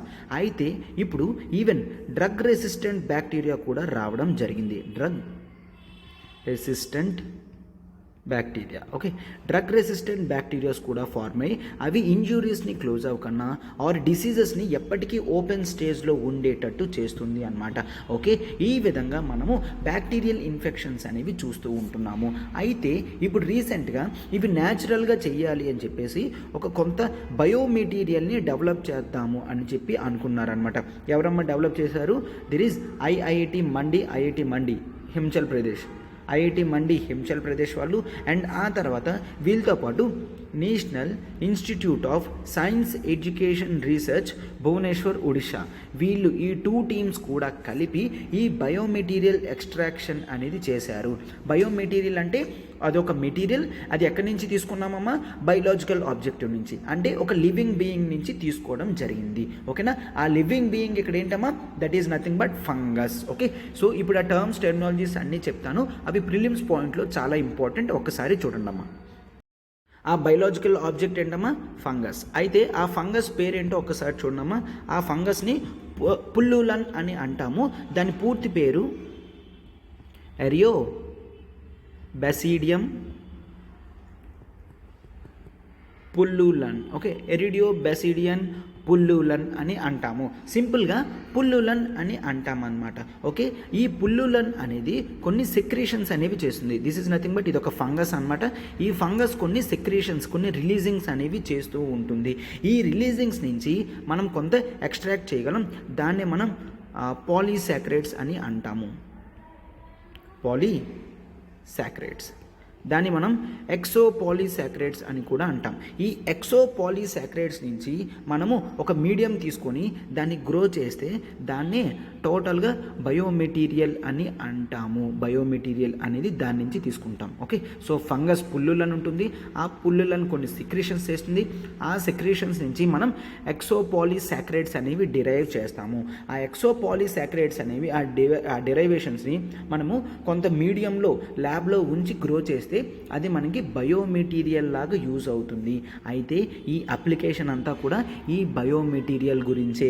ఓకే, ఈ బయోమెటీరియల్ ఏంటి, ఆల్రెడీ ఇది సక్సెస్ఫుల్గా కమర్షియల్గా కూడా యూజ్ చేస్తున్నారు అనమాట. ఎక్కడ యూజ్ చేస్తున్నారంటే ఈ బయోమెటీరియల్ అనేది మనం జనరల్గా కాస్మెటిక్స్ ఇండస్ట్రీలోని, ఓకే, ఈవెన్ ఫుడ్ ఇండస్ట్రీస్లోని అండ్ ఫార్మాసిటికల్ ఇండస్ట్రీస్లోని, ఇండస్ట్రీస్. ఓకే, సో అయితే ఆ ఫంగస్ నుంచి ఇప్పుడు మాత్రమే ఫస్ట్ టైం బయోమెటీరియల్ తీసుకొని రాలేదు, ఆల్రెడీ దీని అప్లికేషన్స్ అనేవి ఉన్నాయి. దీని అప్లికేషన్స్ ఎందుకు ఉన్నాయంటే దీనికి కొన్ని ఫీచర్స్ ఉన్నాయి. ఆ ఫీచర్స్ ఏంటో చూడండి అమ్మా. ఈ మెటీరియల్ జనరల్గా నాన్ టాక్సిక్ అని తీసుకుంటాము. అంటే టాక్సిక్ కాదు, అంటే డేంజర్ కాదు, విషవంతమైనది కాదు. నాన్ మ్యూటజెనిక్ అంటే నథింగ్ బట్ ఇది బాడీలోకి వెళ్ళిన తర్వాత ఎటువంటి చేంజెస్, సీరియస్ హార్మ్స్ థింగ్స్ అవి ఇవి కూడా చేయదు. And non immunogenic. Okay, okay, మన బాడీ ఇమ్యూనిటీని ఏ విధంగా దెబ్బతీయడం కానీ సైడ్ ఎఫెక్ట్స్ కానీ ఇవేది కూడా తీసుకొని రాదు. సో ఈ non toxics, non mutagenic, non immunogenic qualities ఉన్నాయి కాబట్టి మ్యానుఫ్యాక్చరర్స్ అందరూ కూడా ఈ పుల్లులన్ యొక్క పాలిమర్ గురించి మాత్రమే చూస్తున్నారు. పుల్లులన్, ఓకే, పుల్లులన్ దాన్ని పాలిమర్ అని అంటాము, ఎందుకంటే అది ఎక్సో పాలీసాకరైడ్స్ కదమ్మా. సో ఆ ఎక్సో పాలీసాకరైడ్స్ని మనం పాలిమర్ అని కూడా అంటామన్నమాట. ఓకే, అయితే ఇప్పుడు ఎవరైతే రీసెర్చ్ చేశారో వాళ్ళు ఏం చెప్తున్నారంటే దీన్ని మనం ఒక బయోమెడిసిన్ సెక్టార్లో కొంత రెవల్యూషన్ లానే చూడొచ్చు. ఎందుకంటే ఈ బయోమెడిసిన్ సెక్టార్లో డ్రగ్ డెలివరీ అంటే మెడిసిన్ ఉంటుంది కదమ్మా, ఎగ్జాక్ట్గా ఎక్కడైతే మిస్టేక్ అయిందో అక్కడ తీసుకొచ్చి డ్రగ్ని సప్లై చేస్తే దాన్ని డ్రగ్ డెలివరీ అంటాము. అండ్ ఆ తర్వాత జీన్ డెలివరీ, ఓకే, అంటే జెనెటిక్ ఇంజనీరింగ్లో కూడా జీన్స్ ల్యాబ్లో తయారు చేసిన జీన్స్ అనేది ఎగ్జాక్ట్ ప్లేస్కి తీసుకెళ్ళి పెడితే దాన్ని జీన్ డెలివరీ అని అంటామన్నమాట. ఓకేనా, సో వీటిలో మనం చాలా బాగా యూజ్ చేయొచ్చు అని కూడా చెప్తున్నారనమాట. ఓకే, అండ్ నెక్స్ట్ ఈ యాంటీ మైక్రోబియల్ ఈ బయోమెటీరియల్ ఏదైతే ఉందో దీని ఎక్స్ప్లోరేషన్స్ అనేవి ఇంకా వీటితో చేయొచ్చా అనేది కూడా ఇంకా వర్క్ ఆన్ చేస్తున్నారు అని చూస్తామన్నమాట. అండ్ మరొకటి ఈ పుల్లులను గురించి చూస్తే this is a polymer of sugars అని అంటాము. పాలిమర్ ఆఫ్ షుగర్స్ ఎందుకు అంటే ఇది ఎట్లా తయారవుతుందమ్మా, గ్లూకోజ్తో తయారవుతుంది. గ్లూకోజ్, ఓకే, మనం సుక్రోజ్ కంటెంట్స్ కానీ గ్లూకోజ్ కంటెంట్స్ కానీ బాడీలో గ్లూకోజ్ కంటెంట్స్ ఉంటాయి, షుగర్ అదంతా కూడా షుగర్ అంటామన్నమాట. అయితే ఇది ఏం చేస్తుంది, జనరల్గా ఈ గ్లూకోజ్ కంటెంటే ఈ బయోమెటీరియల్కి బ్యాక్ బోన్ లాగా వర్క్ అవుతుంది. ఈ గ్లూకోజ్ కంటెంట్ని మనం ఏం చేస్తాం, అమోనియం గ్రూప్స్తో మిక్సప్ చేస్తాము. అమోనియం గ్రూప్స్తో మిక్సప్ చేస్తే అది బాగా యూజ్ అవుతుంది. అండ్ అప్పుడు దాన్ని ఏం చేస్తాం, పౌడరీ సొల్యూషన్స్లో తయారవుతుంది అన్నమాట, అది పౌడర్లా తయారవుతుంది. ఓకే, సో ఆ పుల్లులన్ వైరస్ యొక్క ఎక్స్ట్రాక్ట్స్ అనేవి మనం ఈ షుగర్ కాంపోనెంట్స్తో ఉంటాయి కాబట్టి అమోనియం గ్రూప్స్ అనేవి యాడ్ చేస్తే అది ఒక పౌడర్లా తయారవుతుంది. ఓకేనా, ఎస్, ఈ పౌడర్ అనేది వాటర్ సాల్యుబుల్గా చూస్తాము, అంటే ఈ పౌడర్ తీసుకెళ్ళి వాటర్లో వేస్తే అది కరిగిపోతుంది అనమాట. అండ్ ఆ తర్వాత ఈ పౌడర్ని ఎక్కడ అప్లై చేస్తాం, వూండ్ ఎక్కడైతే ఉందో, దెబ్బ అయితే ఎక్కడైతే తగిలిందో, కటింగ్స్ కానీ దెబ్బలు కానీ దాని మీద పెడతాము. దాని మీద పెట్టి కట్టు లాంటిది కడతామన్నమాట. ఓకే, కట్టు కడతామంటాం కదమ్మా, అట్లా కడతాము. అప్పుడు అది వాటర్ సాల్యుబుల్ కాబట్టి దాని మీద ఆల్రెడీ బ్లడ్ ఉంటుంది కాబట్టి అది జెల్ లాగా తయారైపోతుంది. ఓకే, జెల్ ఫామ్లోకి వచ్చేస్తుంది అని చెప్తామన్నమాట. అయితే ఈ హైడ్రోజెల్ అనేది డ్రెస్సింగ్ చేసి ఉంటుంది కాబట్టి ఇది చాలా నీట్గా పనిచేస్తుంది. ఎందుకంటే ఈ జెల్ ఫామ్లో ఉండడం వలన అదేం చేస్తుంది, మాయిశ్చర్ అనేది ఉంచేటట్టు హెల్ప్ చేస్తుంది. అండ్ అదంతా కూడా బయోమెటీరియల్ కంటెంట్ కాబట్టి ఎక్స్ట్రా ఏవి కూడా మరొక బ్యాక్టీరియా కానీ వైరస్ కానీ అటాక్ అయినట్టు చేయదు. అండ్ ఇంటర్నల్గా కూడా డిస్టర్బెన్స్ చేయదు. అండ్ ఇన్హెరెంట్ ఎబిలిటీ, ఆల్రెడీ బాడీలో ఉన్న హీలింగ్ కెపాసిటీస్ అనేవి పెంచుతాయి. మన బాడీలో ఆల్రెడీ హీలింగ్ కెపాసిటీ ఉంటాయి, ఆ హీలింగ్ కెపాసిటీ అనేది ఇది పెంచుతుంది. ఓకేనా, ఈ జెల్ షేప్లో ఉండడం ఇది ఎటువంటి డెబ్రిస్ అంటే వేస్ట్ మెటీరియల్ ఉన్నా కూడా క్లీన్ చేసి పక్కన పెట్టేస్తుంది అనమాట. ఓకే, సో ఇంత ఇదయ్యినది మనం రీసెంట్గా మైస్ మీద చెక్ చేయడం జరిగింది. ఈ హైడ్రోజెల్ కానీ ఆ జెల్ కానీ మైస్ మీద చెక్ చేయడం జరిగింది. మైస్ మీద చెక్ చేస్తే క్లియర్గా చూసారనమాట. ఏంటి, వితిన్ 12 డేస్లో కంప్లీట్గా 100% ఆఫ్ ప్రీవియస్ లాగా బాడీ అనేది ఫార్మ్ అయిందనమాట. అంటే వూండ్ అంతా పోయి 100% కంప్లీట్గా క్లియర్ అయిపోయింది. అదే ఈ జెల్ లేకపోతే 60% మాత్రమే 12 డేస్లో క్లియర్ అవుతుందన్నమాట. అండ్ ఇన్ జనరల్గా చూస్తే 12 డేస్లో ఏమవుతుందంటే ఈవెన్ మన స్కిన్ మీద ఎపిథీలియల్ సెల్స్ అనేవి ఉంటాయి. ఎపిథీలియల్ సెల్స్, ఆ ఎపిథీలియల్ సెల్స్ ఎగ్జాక్ట్గా ఫార్మ్ అయ్యి అండ్ దాని దగ్గర హెయిర్ ఫాలికల్స్ అనేవి ఉంటాయి కదమ్మా. ఇప్పుడు జనరల్గా బాడీ మీద హెయిర్ అనేది ఉంటుంది కదా, ఆ హెయిర్ ఫాలికల్స్తో కూడా క్లియర్గా 12 డేస్లో ఇది క్లోజ్ చేస్తుంది మొత్తం అని కూడా చూస్తాము. ఓకేనా, ఎస్. అయితే ఇప్పుడు మనం యాంటీ బ్యాక్టీరియల్ కోటింగ్స్ అనేవి మెడికల్ ఇంప్లాంట్స్ గురించి తయారు చేస్తున్నాం. దాంట్లో కూడా ఇది మనం యూజ్ చేయొచ్చా అనేది చూసి ఆ కోటింగ్స్లో కూడా ఈ హైడ్రోజెల్ అనేది యూజ్ చేస్తే మనం జనరల్గా డ్రగ్స్లోనే ఒక కొత్త రెవల్యూషన్ లాగా వస్తుంది అని చెప్పేసి కూడా చూస్తున్నాం అనమాట. ఓకే, ఎందుకంటే మనం ఎప్పుడైనా ఏదైనా బయోమెటీరియల్ ఎక్స్ట్రాక్షన్స్ చేస్తున్నామంటే అది బాడీకి ఏమాత్రం కూడా ఇబ్బంది లేకుండా లాంగ్ టర్మ్లో కూడా యూసేజ్లో ఉన్నట్టు మనం చూస్తామన్నమాట. ఓకే, ఎస్, ఇదే అమ్మ ఆర్టికల్. మీకు అంతా టోటల్గా అర్థమైంది అనుకుంటున్నా. ఆ వర్డ్స్ అనేవి కూడా చాలా జాగ్రత్తగా మీరు అబ్జర్వ్ చేయండి అనమాట. ఓకే, ఇటువంటివే మనకి ప్రిలిమ్స్లోని వస్తూ ఉంటాయి. ఆర్టికల్కి వెళ్ళే ముందు ఒక్కసారి చూడమా, మనం తెలంగాణ ప్యాక్ ఫర్ టీఎస్పీఎస్సీ అనేది తీసుకొని రావడం జరిగింది. మీకు కేవలం తెలంగాణ ప్యాక్ కావాలన్నా గ్రూప్ 1 గురించి మనం Telangana economy, Telangana history, Telangana movement and Telangana geography అనేది తీసుకోవడం జరిగింది. ఓకేనా, ఈ మొత్తం 4 కూడా 10,000 ఉండే కోర్స్ కేవలం 5,000 రూపీస్కి ఇవ్వడం జరుగుతుందమ్మా. కేవలం 5,000 రూపీస్కి మాత్రమే. అండ్ అది కూడా 21 మే వరకు మాత్రమే వ్యాలిడిటీ. ఆ తర్వాత ఇది మళ్ళీ 10,000 అయ్యే ఛాన్స్ ఉంటుంది. ఇక్కడ నెంబర్ చూడండి, 7893899553. మీరు ప్రత్యూష మ్యామ్కి వెంటనే కాల్ చేసి సబ్స్క్రిప్షన్ అనేది తీసుకున్నామా. మీకు కాంప్రహెన్సివ్గా కవర్ అయిన మాడ్యూల్, తెలంగాణ మాడ్యూల్ అంతా కూడా మీకు ఈజీగా 5,000 రూపీస్కే వస్తుందన్నమాట. అండ్ అదే కదమ్మా, మనం ఇక్కడ ఒక్కసారి చూడండి, ఎల్టీఎక్స్ క్లాస్ నుంచి ఎన్ని సబ్జెక్ట్తో మీరు యూపీఎస్సీ ప్రిపరేషన్ స్టార్ట్ చేసేటట్టు తీసుకొని రావడం జరిగింది. అది మీకు లైఫ్ టైం వ్యాలిడిటీతో వస్తుందన్నమాట. అంటే ఒక 5,000 రూపీస్ మీరు పే చేస్తే చాలు, economy classes by Suresh sir మీకు అవైలబుల్గా ఉంటాయి, history classes by Sairam sir మీకు అవైలబుల్గా ఉంటాయి, polity classes by Srinivas sir, that is me, నా క్లాసెస్ మీకు అవైలబుల్గా ఉంటాయి. అండ్ ఆ తర్వాత జోగ్రఫీ ప్రసాద్ సార్ క్లాసెస్ అనేవి మీకు అవైలబుల్గా ఉంటాయి. కేవలం 5,000తోనే మీరు సిలబస్ అంతా కూడా స్టార్ట్ చేయొచ్చు అనమాట. ఓకే, ఈ 5,000 ఫీజు అనేది తర్వాత 22 మే నుంచి 8,000కి పెరిగిపోతుంది. సో అసలు మీరు డిలే చేయకనమ్మా, వెంటనే కోర్స్ ప్యాకేజ్ అనేది సబ్స్క్రిప్షన్ వెంటనే తీసుకుంటే మీకు ఇది 5,000 రూపీస్కి వస్తుంది. ఇక్కడ మీకు 5,000 రూపీస్కి ఇండివిజువల్ మాడ్యూల్ రికార్డెడ్ క్లాసెస్ అనేది అన్లిమిటెడ్ అవైలబిలిటీతో మీకు వస్తున్నాయి అనమాట. ఓకే, సో ఇక్కడ నెంబర్ చూడమ్మా, 7893899553. మ్యామ్కి కాల్ చేసి సబ్స్క్రిప్షన్ తీసుకోండి. నా క్లాసెస్ ఎట్లాగా ఉంటాయో తెలుసు మీకు. పాలిటీ టాపిక్స్ ఏ విధంగా మనం నీట్గా డీటెయిల్గా డిస్కస్ చేసామో కూడా మీకు తెలుస్తుంది అనమాట. Okay, yes. నెక్స్ట్ ఆర్టికల్ చూడమ్మా, పాలిటీ నుంచి ఇంపార్టెంట్ ఆర్టికల్ రావడం జరిగింది, పార్డాన్ అండ్ రెమిషన్ అనమాట. ఓకే, మనం కాన్స్టిట్యూషనల్ ప్రావిజన్స్ అనేవి పార్డాన్ అండ్ రెమిషన్స్ మీద ఏమున్నాయి, ఆ తర్వాత సిఆర్పిసి సెక్షన్స్లో స్టాట్యూటరీ రూల్స్ ఏమున్నాయి అనేది చూస్తూ కొన్ని కేసెస్ మీద కూడా మనం డీటెయిల్డ్గా చూస్తే కాంప్రహెన్సివ్గా ఈ పార్డానింగ్ పవర్స్ ఆఫ్ ప్రెసిడెంట్ కానీ గవర్నర్ కానీ ఇవన్నీ క్లోజ్ అవుతాయి. ఒక్కసారి జాగ్రత్తగా చూడండి అమ్మ టోటల్గా. ఇక్కడ ఫస్ట్ ప్రజెంట్ కాంటెక్స్ట్ చూడండి. కాంటెక్స్ట్లో ఏం చెప్తున్నారంటే జనరల్గా సుప్రీంకోర్టు వాళ్ళు ఆర్డర్ అనేది రిజర్వ్ చేయడం జరిగింది. ఏమైంది, రాజీవ్ గాంధీ అసాసినేషన్ ఎవరైతే చేశారో వాళ్ళని state government, Tamil Nadu state government ఏంటి, క్యాబినెట్ వాళ్ళు గవర్నర్కి చెప్పడం జరిగింది అనమాట. ఎందుకు గవర్నర్కి చెప్పడం జరిగిందంటే మనకి ఆర్టికల్ 722 ప్రకారం ప్రెసిడెంట్ అనేవాళ్ళు పార్డాన్ పవర్స్ ఉంటాయి. అండ్ ఆర్టికల్ 161 ప్రకారం గవర్నర్ అనే వ్యక్తికి పార్డాన్ పవర్స్ ఉంటాయి. ఆ పార్డాన్ పవర్స్ కూడా ఏంటో చూద్దాం, బట్ ఇన్ జనరల్గా చూడండి. ఓకే, స్టేట్ క్యాబినెట్ వాళ్ళు గవర్నర్కి రిక్వెస్ట్ చేయడం జరిగింది, పలానా వ్యక్తిని మీరు పార్డాన్ చేయండి అని చెప్పేసి. సార్ క్యాబినెట్ చెప్పడం ఏంటి, ఆర్టికల్ 161లో క్లియర్గా ఉంటుంది, క్యాబినెట్ కౌన్సిల్ ఆఫ్ మినిస్టర్సే చెప్పాలి అని చెప్పేసి. ఓకేనా, సో కౌన్సిల్ ఆఫ్ మినిస్టర్స్ ఇక్కడ చెప్పడం జరిగింది. అయితే గవర్నర్ డెసిషన్ తీసుకోకుండా ఆ డెసిషన్ ఎవరు పంపించడం జరిగింది, ప్రెసిడెంట్కి పంపించారు. ఓకే, జనరల్గా గవర్నర్ డెసిషన్ తీసుకోవాలి, ప్రెసిడెంట్ పంపించడానికి ఇదేం బిల్ కాదు కదా. సో ప్రెసిడెంట్కి పంపించారు. అయితే ఇప్పుడు ప్రెసిడెంట్ అనే వ్యక్తి నిర్ణయం తీసుకుంటారు అని చెప్పడం జరిగింది అనమాట. అయితే సో ఇప్పుడు మనం ఇన్ జనరల్గా పార్డాన్ పవర్స్ అంటే ఏంటో చూద్దాము. ఓకే, ఆల్రెడీ చెప్పాను, ఆర్టికల్ 72 ప్రకారం మనకి ప్రెసిడెంట్ అనే వ్యక్తికి పార్డాన్ పవర్స్ ఉంటాయి. ఆర్టికల్ 161 ప్రకారం గవర్నర్ అనే వ్యక్తికి పార్డాన్ పవర్స్ ఉంటాయి. అయితే ఈ పార్డాన్ పవర్స్లో జనరల్గా ఏం జరుగుతుంది అంటే మనకి ఆర్టికల్ 72 ప్రకారం చూడండి,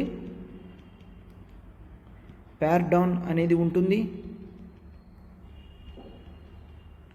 కమ్యూటేషన్ అనేది ఉంటుంది, రెమిషన్ అనేది ఉంటుంది, రిస్పైట్ అనేది ఉంటుంది, రిప్రైవ్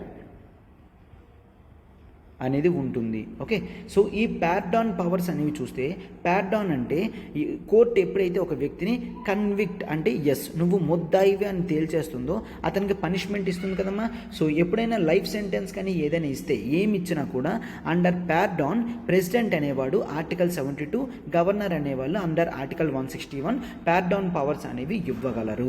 అయితే కమ్యూటేషన్ అంటే ఏంటి, కమ్యూటేషన్ అంటే ఒక ఫార్మ్ ఆఫ్ పనిష్మెంట్ నుంచి లైట్ ఫార్మ్ ఆఫ్ పనిష్మెంట్ అంటే లైటర్ ఫార్మ్ ఆఫ్ పనిష్మెంట్లోకి వెళ్తుంది.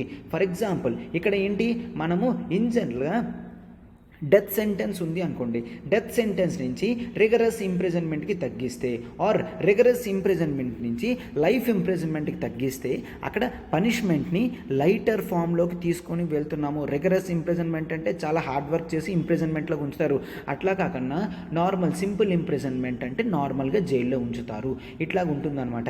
ఇలా తగ్గిస్తే వాటిని కమ్యూటేషన్ అని అంటాము. మరి రెమిషన్ అంటే ఏంటి?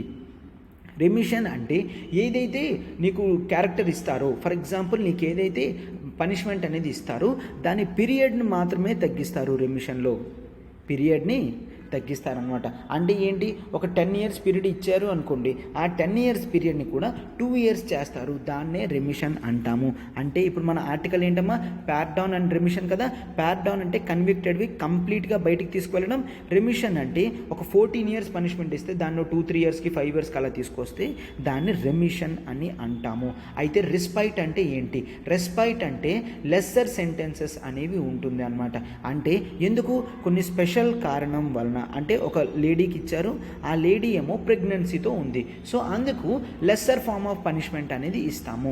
ఆర్ ఫర్ ఎగ్జాంపుల్ ఒక వ్యక్తి తప్పు చేశారు, బట్ అతను ఆల్రెడీ ఫిజికల్లీ హ్యాండిక్యాప్డ్గా ఉన్నారంటే ఆ స్పెషల్ క్వాలిటీ చూసి మనం క్వాంటమ్ ఆఫ్ పనిష్మెంట్ అనేది తగ్గిస్తే రిస్పైట్ అని అంటాము. దెన్ రిప్రైవ్ అంటే ఏంటి? రిప్రైవ్ అంటే ఏదైతే పనిష్మెంట్ ఇస్తారో అది వెంటనే అమలుపరచకన్నా స్టే అనేది తెచ్చుకుంటే దాన్ని రిప్రైవ్ అని అంటాము అని చూస్తామన్నమాట. ఓకే, సో ఈ విధంగా ఆర్టికల్ 72 అండ్ ఆర్టికల్ 161 అనేది చూస్తాము అని చెప్తాం. అయితే ఇన్ జనరల్గా ఇవి ఇద్దరికి కూడా ఉంటాయి. సెంట్రల్ లాస్కి తగ్గట్టు అయితే ప్రెసిడెంట్కి ఉంటుంది, స్టేట్ ఎగ్జిక్యూటివ్ పవర్ బట్టి గవర్నర్కి ఉంటుంది అని కూడా చూస్తాము అనమాట. సెంటర్స్ ఎగ్జిక్యూటివ్ పవర్లో ఉంటే సెంటర్కి ఉంటుంది, స్టేట్స్ ఎగ్జిక్యూటివ్ పవర్లో ఉంటే గవర్నర్కి అండర్ ఆర్టికల్ 161 అనేది ఉంటుంది అని చూస్తామన్నమాట. అయితే ఈ పవర్స్ అనేవి స్టాట్యూటరీ స్టేటస్లో ఏ విధంగా పెట్టడం జరిగిందో ఒక్కసారి చూడండమ్మా. స్టాట్యూటరీ పవర్స్ అంటే nothing but CrPC, criminal procedure కోడ్లో మనకి ఏముంది, సెక్షన్ 432 అనేది ఉంది. ఓకేనా, సెక్షన్ 432 ఉంది. సెక్షన్ 432 ఏంటి అంటే అప్రోప్రియేట్ గవర్నమెంట్ అనేవాళ్ళు, అప్రోప్రియేట్ గవర్నమెంట్ అనేవాళ్ళు డెసిషన్ తీసుకుంటారు. దేనికి, ఒక కన్విక్టెడ్ పర్సన్ని అతని కన్విక్షన్ని సస్పెండ్ చేయాలన్నా రెమిట్ చేయాలన్నా కూడా ఆ పవర్స్ ఎవరికి ఉంటాయి, వాళ్ళకే ఉంటాయి. అంటే స్టేట్లో జరిగితే స్టేట్ ఎగ్జిక్యూటివ్ పవర్ అయితే గవర్నర్కి ఉంటుంది, సెంటర్స్ ఎగ్జిక్యూటివ్ పవర్ అయితే ప్రెసిడెంట్కి ఉంటుంది కదా అని అప్రోప్రియేట్ గవర్నమెంట్ అని యూజ్ చేయడం జరిగింది. ఓకేనా, సో ఈ పవర్ అనేది state government, so that order అనేది రిలీజ్ చేయడానికి వాళ్ళకి ఉంటుందన్నమాట. And next section 433. సెక్షన్ 433 ఏం చెప్తుంది అంటే ఎనీ సెంటెన్స్ కమ్యూట్ చేస్తే మనం అప్రోప్రియేట్ గవర్నమెంట్ అనేది చేస్తుంది. అండ్ ఆ తర్వాత any sentence can be commuted అంటే ఆర్టికల్ సెక్షన్ 432 అండ్ సెక్షన్ 433 రెండు కూడా ఇంటర్లింక్గా చూస్తామన్నమాట. Any sentence can be commuted to less అని చెప్పేసి ఎవరు చెప్పారు, బై అప్రోప్రియేట్ గవర్నమెంట్ మాత్రమే. ఇక్కడ సస్పెండ్కి రెమిషన్కి చూసాము, ఇక్కడ కమ్యూటేషన్ గురించి చూసాము అనమాట. Okay, and next section 435. Okay, section 435లో ఒకవేళ ఆ కేసు అనేది సిబిఐ వాళ్ళు ఎంక్వైరీ చేశారనుకోండి. ఓకే, అయితే ఇప్పుడు స్టేట్ గవర్నమెంట్ అనేవాళ్ళు కౌన్సిల్ ఆఫ్ మినిస్టర్స్ గవర్నర్కి ఎటువంటి డెసిషన్ ఇవ్వాలి అంటే కన్సల్టేషన్ ఆఫ్ సెంట్రల్ గవర్నమెంట్ అయిన తర్వాత, సెంట్రల్ గవర్నమెంట్ కన్సల్టేషన్ చేసిన తర్వాత ఆ కన్సల్టేషన్ ప్రకారమే వీళ్ళు కౌన్సిల్ ఆఫ్ మినిస్టర్స్ అనేవాళ్ళు గవర్నర్కి చెప్పాలి. ఆ విధంగా గవర్నర్ అనేవాడు డెసిషన్ తీసుకుంటాడు అని చూస్తామన్నమాట.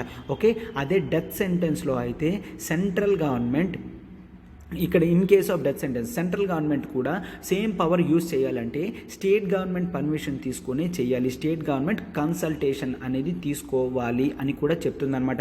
అంటే సెక్షన్ 435 అనేది రెండింటిని కూడా చూస్తుంది. ఓకే, సెక్షన్ 432, సెక్షన్ 433, సెక్షన్ 435 అనేది గుర్తుంచుకున్నామా. అండ్ కాన్స్టిట్యూషనల్ ప్రొవిజన్స్ ఏంటి, article 72 and article 161 of the Indian constitution అని చూస్తామన్నమాట. అయితే ఒక కేసులో ఏమైందో ఈ సెక్షన్స్ గురించి ఏ విధంగా చెప్పారో చూడండి అమ్మా. మనకి 1980లో Maru Ram versus Union of India case, Maru Ram versus Union of India case 1980లో క్లియర్గా ఏం చెప్పడం జరిగింది అంటే, మీరు article 72, article 161 but section 433 of C R P C ఇవేవైతే కంబైన్డ్గా చూస్తున్నారో అవి కంబైన్డ్గా చూడకండి. ఆల్ దీస్ ప్రొవిజన్స్ అండ్ ఈ సెక్షన్స్ అనేవి కంప్లీట్లీ సెపరేట్గా ఇండిపెండెంట్గా మాత్రమే చూడాలి అని చెప్తున్నారనమాట. ఓకే, అండ్ ఈ కాన్స్టిట్యూషన్ బెంచ్ అనేది సెక్షన్ 433A అనేది అప్హెల్డ్ చేయడం జరిగింది, ఒప్పుకున్నది. సెక్షన్ 433 ఏమో 1978లో అమెండ్మెంట్ చేసి పెట్టడం జరిగింది అనమాట. ఏంటని, ఎవరైనా కూడా లైఫ్ ఇంప్రిజన్మెంట్ ఇచ్చారంటే కనీసం 14 ఇయర్స్ జైల్లో ఉన్న తర్వాత మాత్రమే రిలీజ్ అనేది చెయ్యాలి తప్ప 14 ఇయర్స్ లోపల వాళ్ళకి రిలీజ్ అనేది చెయ్యొద్దు అని చెప్తున్నారనమాట. అంటే ఏంటి సార్, డెత్ పనిష్మెంట్ ఇచ్చారు, డెత్ పనిష్మెంట్ తర్వాత లైఫ్ సెంటెన్స్ ఇచ్చారు అనుకోండి. The meaning of life sentence అంటే ఏంటి అంటే, ప్రజలకి ఆ వ్యక్తికి లాస్ట్ బ్రీద్ ఉన్నంత వరకు కూడా జైల్లోనే ఉంచాలి.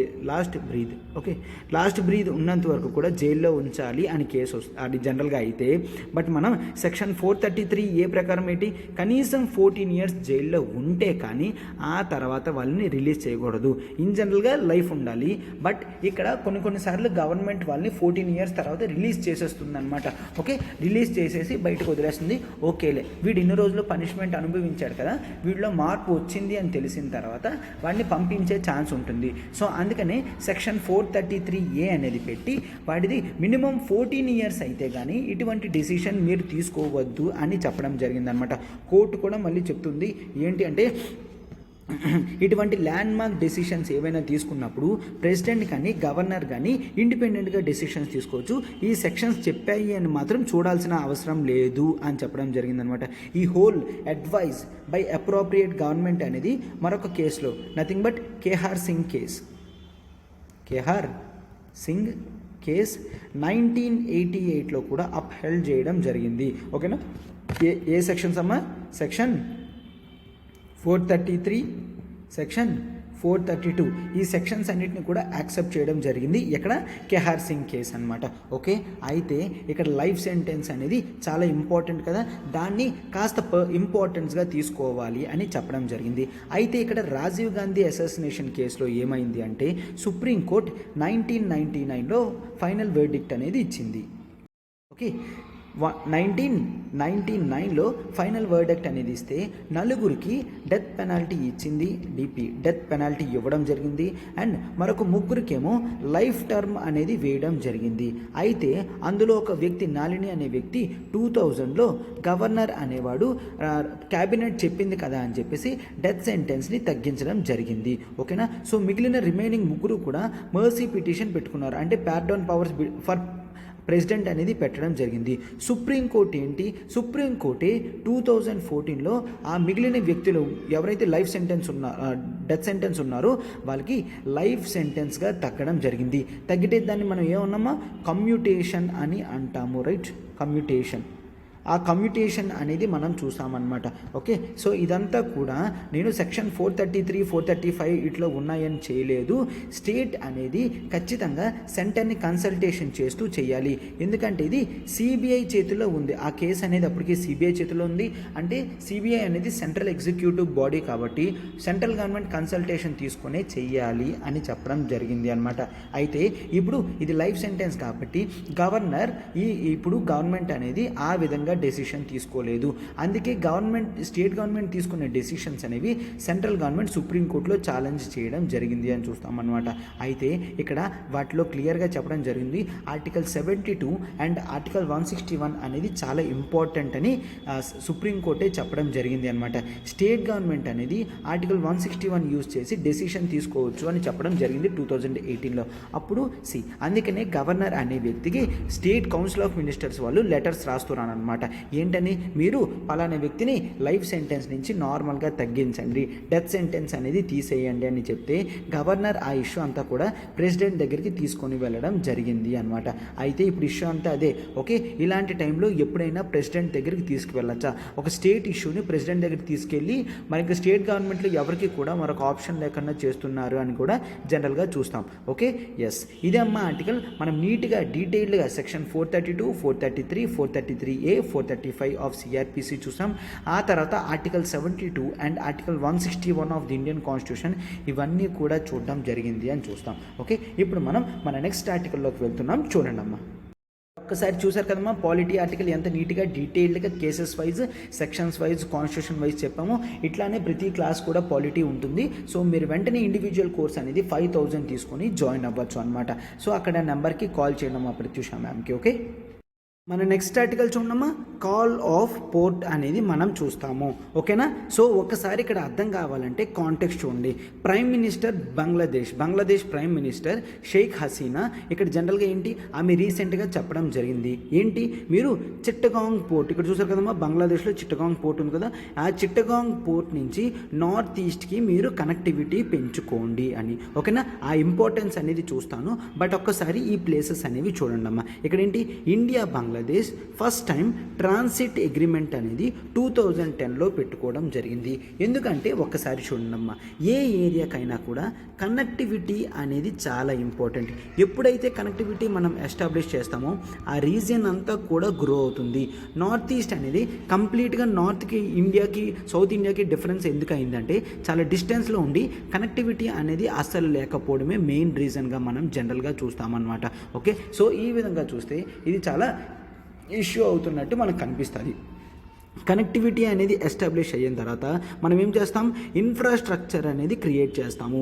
ఇన్ఫ్రాస్ట్రక్చర్ క్రియేట్ చేయడం వలన ఆపర్చునిటీస్ వస్తాయి, కొత్త కంపెనీస్ వస్తాయి, ఎంప్లాయ్మెంట్ వస్తుంది, ఇన్కమ్ రెవెన్యూ కూడా పెరుగుతుంది. సో ఓకే కదమ్మా. సో అందుకు నార్త్ ఈస్ట్తో కూడా కనెక్టివిటీ పెంచుకోవాలి అని ఫస్ట్ అగ్రిమెంట్ అనేది 2010లో ఇండియా బంగ్లాదేశ్ పెట్టడం జరిగింది. అంటే ఏదైనా వస్తువు సిలిగురి కారిడార్ చికెన్ స్నాక్ నుంచి కాకుండా ఈవెన్ మనం బంగ్లాదేశ్ నుంచి ట్రేడ్ కూడా చేస్తే అది చాలా బాగుంటుంది. ఎందుకంటే మనం మల్టీ మోడల్ ట్రాన్స్పోర్ట్ అనేది పెట్టుకోవచ్చు. మల్టీ మోడల్ ట్రాన్స్పోర్ట్లో ఏంటి అంటే రైల్వేస్ యూస్ చేస్తాం, వాటర్ వేస్ యూస్ చేస్తాం, రోడ్ వేస్ యూస్ చేస్తాం అనమాట. ఎక్కడ ఏదైతే చీప్లో ఉంటే దాన్ని అక్కడ యూజ్ చేసుకొని వెళ్ళి ప్రొడక్ట్స్ అనేవి మనం నీట్గా నార్త్ ఈస్ట్లో వాళ్ళకి డెలివరీ చేయగలము.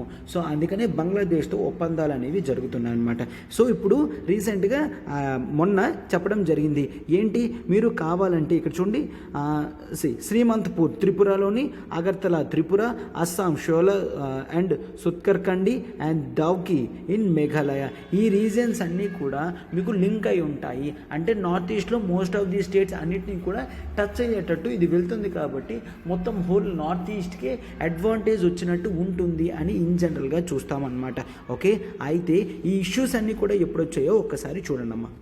కాన్స్టిట్యూషన్ వచ్చిన తర్వాత 1947 ఆర్ మనకి ఇండిపెండెన్స్ వచ్చిన తర్వాత క్లియర్గా మనకి ఈస్ట్ పాకిస్తాన్, వెస్ట్ పాకిస్తాన్ అని అండ్ ఇండియా అనేది సపరేట్గా డివైడ్ అయిపోవడం జరిగింది. రైట్?